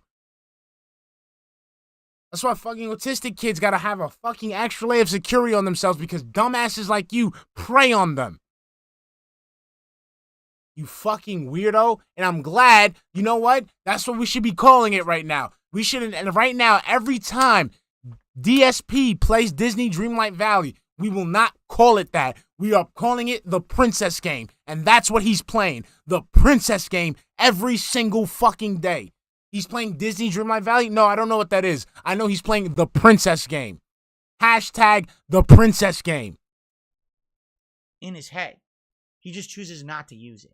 He just, he'd rather pretend like it's funny. It is funny. Joke about the things I do on the show. Yeah. So wait, so you know what he's talking about, right? So you can make the mental association with fucking the Princess Game and Disney Dreamlight Valley. You can't even play ignorant, like, what is he talking about? You know exactly what the fuck he's talking about, and that's why you're tilted right now. Tractor memes and shit. He thinks I'm done. Dumb. Like, how dumb do you think I really am? Really dumb. You are really dumb because you're foregoing an actual new release that would actually get you money to play the princess game. Do you not think that I know that you're watching their content, that you're probably in one of their streams right now talking with them, and you probably brainstorm about little things to ask me with your little dollar tips? Like, how dumb do you think I am? You are dumb. And it's not like we haven't talked about this before. Yes, but the thing is, you're dumb. If you're not dumb, you're insane. If you're not dumb, you're insane. Because what's the repetition? I mean, what's the definition of insanity? Doing the same thing over and over again, expecting a different outcome. Do you keep letting Snow Carl back in? You keep letting him tip you. You think he's gonna ask you any different questions? No, he's gonna ask you the same shit. You're just goddamn, dude. At this point, I'm just not going to. Then don't shut pay attention up to you anymore. So shut up. I'm just going to say thanks for the dollar tip and never read your message ever again because you're an idiot. That's it. Or at least you act like one on my stream. That's it. That's fine. That's fine. And you can go ahead and begging people for money while you're struggling with your little Disney princess game. That's it. That's it. That's so we got it. Phil plays the princess game. Phil plays the princess game. So I've had enough of your nonsense. Okay. Fan of low crap. The super chat says, "Are you bring back Hate Live?" Well, Hate Live basically is now the level 1 podcast. Let's be honest. Right? I'm saying it. Rather than just doing a generalized podcast every day, maybe what we should do is once a week do a show that's different. That's like a gaming commentary show, right? Where maybe I could hit upon all the hot topics in gaming, talk about all the gaming news that happened that week, talk about my thoughts about the hot releases that happened that week. You know what I'm saying? Like, I don't think the level 1 podcast is a daily show, just to cover the things going on every day. But if I do like a weekly commentary show, and with that, it would not cover my gaming schedule. It would not cover anything about the ins and outs of this channel. Instead, it would be a one time a week show that kind of summarizes all the things that the week in gaming. You can cover all the hot topics that happen in gaming. I can talk about the games I'm playing and my thoughts about each game I'm playing, right? Something like that. So instead of just being general news and commentary and interaction with you guys, it's like a gaming commentary show. Something like that, right? And I'd have to think of a better name than the week in gaming because that's so general. I need to think something unique, right? I don't know. It's a thought. It's a thought to have, right? Okay. Well, the daily raps are completely different. The daily raps is summarizing what I did during the day. The daily raps are very short. I mean, in general, the daily rap is 5 minutes long. That's no big deal. I'm talking about like an actual show. A show maybe like one night a week for a late night stream, 2 hours. I'll just call it the weekend game. That's not what it would be called. We think of a better name. No, it would be a summary of what new games came out that week, how well they're received by the public. If I played them, my thoughts on the games, any other game news going on that week, kind of like that style of a show. Yeah, we have to think about it. Would I consider a coach or someone making the weekly gaming news show for you? Making the show for me, no, but maybe having someone be a guest every once in a while. Have someone call in and talk about a certain game or a topic or something that's going on. We could do maybe something like that. The level 1 podcast is not the time for that. This is the intro to my streams all day. But if I had a dedicated show once a week that was a podcast and I could have a guest or something call in, yes. That would be the time for that, something like that. Yeah. Call-ins is Troll City. I'm not gonna let general call-ins. I mean, people I know. Other content creators, people in the industry, people who I have contact with who maybe want to come talk and not just be troll idiots, Jay says, I'm ready for War and God of War and Mickey Mouse on Disney tonight. Sounds good, Jay. This is gonna be a good day stream. It's gonna be a good balance. I received a tip from Series 7. It's a weird amount. $11.13. He says, have a great stream. Enjoy God of War today. Try to do all your side content as it comes up because it's worth it, brother. Thank you, Series 7, for the tip. Biggest tip of the day. It's a weird amount. $11.13. Probably a currency conversion, I would guess. Thank you for that. That is the biggest tip of the day so far. And let's get a nice animation for you to say thank you. Appreciate that. Dancing in the closet. All right, guys. Oh, it's today's date? Oh, I didn't even think of that. He's right. It is 11/13/22. I didn't even think about that. 11/13. Yeah. I totally didn't even think about that. Right over my head. I would love to. I love to do a call in. I'll do a call in. Guys, great podcast today. Thanks for listening to me, Gab. Appreciate that. And anytime I get the show on the road with God of War, I'm dying for content here. I want God of War. We got to jump right. In fact, I'm not going to even take a break. Okay, 3:30. Wait, look. 3:32. 3:32. 3:2. I'm done. Who's in? Who's out? Who's real? Who's fake? Who's real? Who's not? Let me stop. Yeah, I'm black, bro. Excuse me. Yeah, wait, hold on. Wait, so we got... Oh, he's really playing the princess game? Oh, he's playing the princess game? This is fucking whack, bro. Bulldog leader, spam the chat, man. All right, guys, I'll catch y'all later. Just so you guys know, because I'm a petty little bitch. Don't leave yet, guys. Just so you know, this is what you could have got if you would have chosen Fairy Tale Cat. If you would have chosen Fairy Tale Cat, this is what you would have gotten. Hold on. Let me see if I can find it. There we go. This is what you would have gotten with Fairy Tale Cat.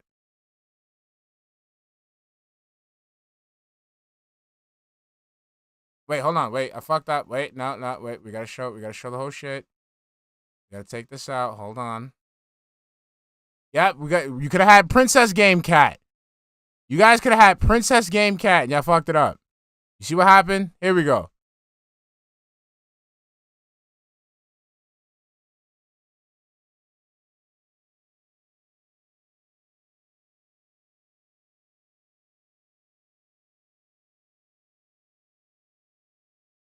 See, but y'all wanted Army Cat. Y'all wanted Army Cat.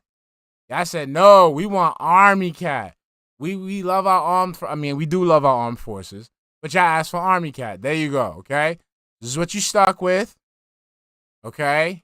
All right? Just because I love you guys, we have to put that in a different rotation. This is what you guys are going to get tomorrow, okay? This is what you're going to get tomorrow, okay? This is what you guys are going to get tomorrow. Not today, tomorrow, okay?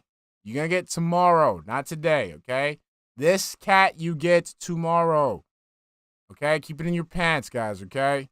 All right? All right? I love you guys. Love you, love you, love you, love you, love you. I will catch you guys mañana. You know I love y'all. Don't worry, I told y'all, y'all keep playing around. Y'all keep playing around. Y'all gonna see that sexy, the sexy Phil. All right? Love ya, love ya, love ya. Catch you guys later. POP. Okay? Go to POP. That's where I'm heading up next, okay? Catch you guys later, all right? Bye.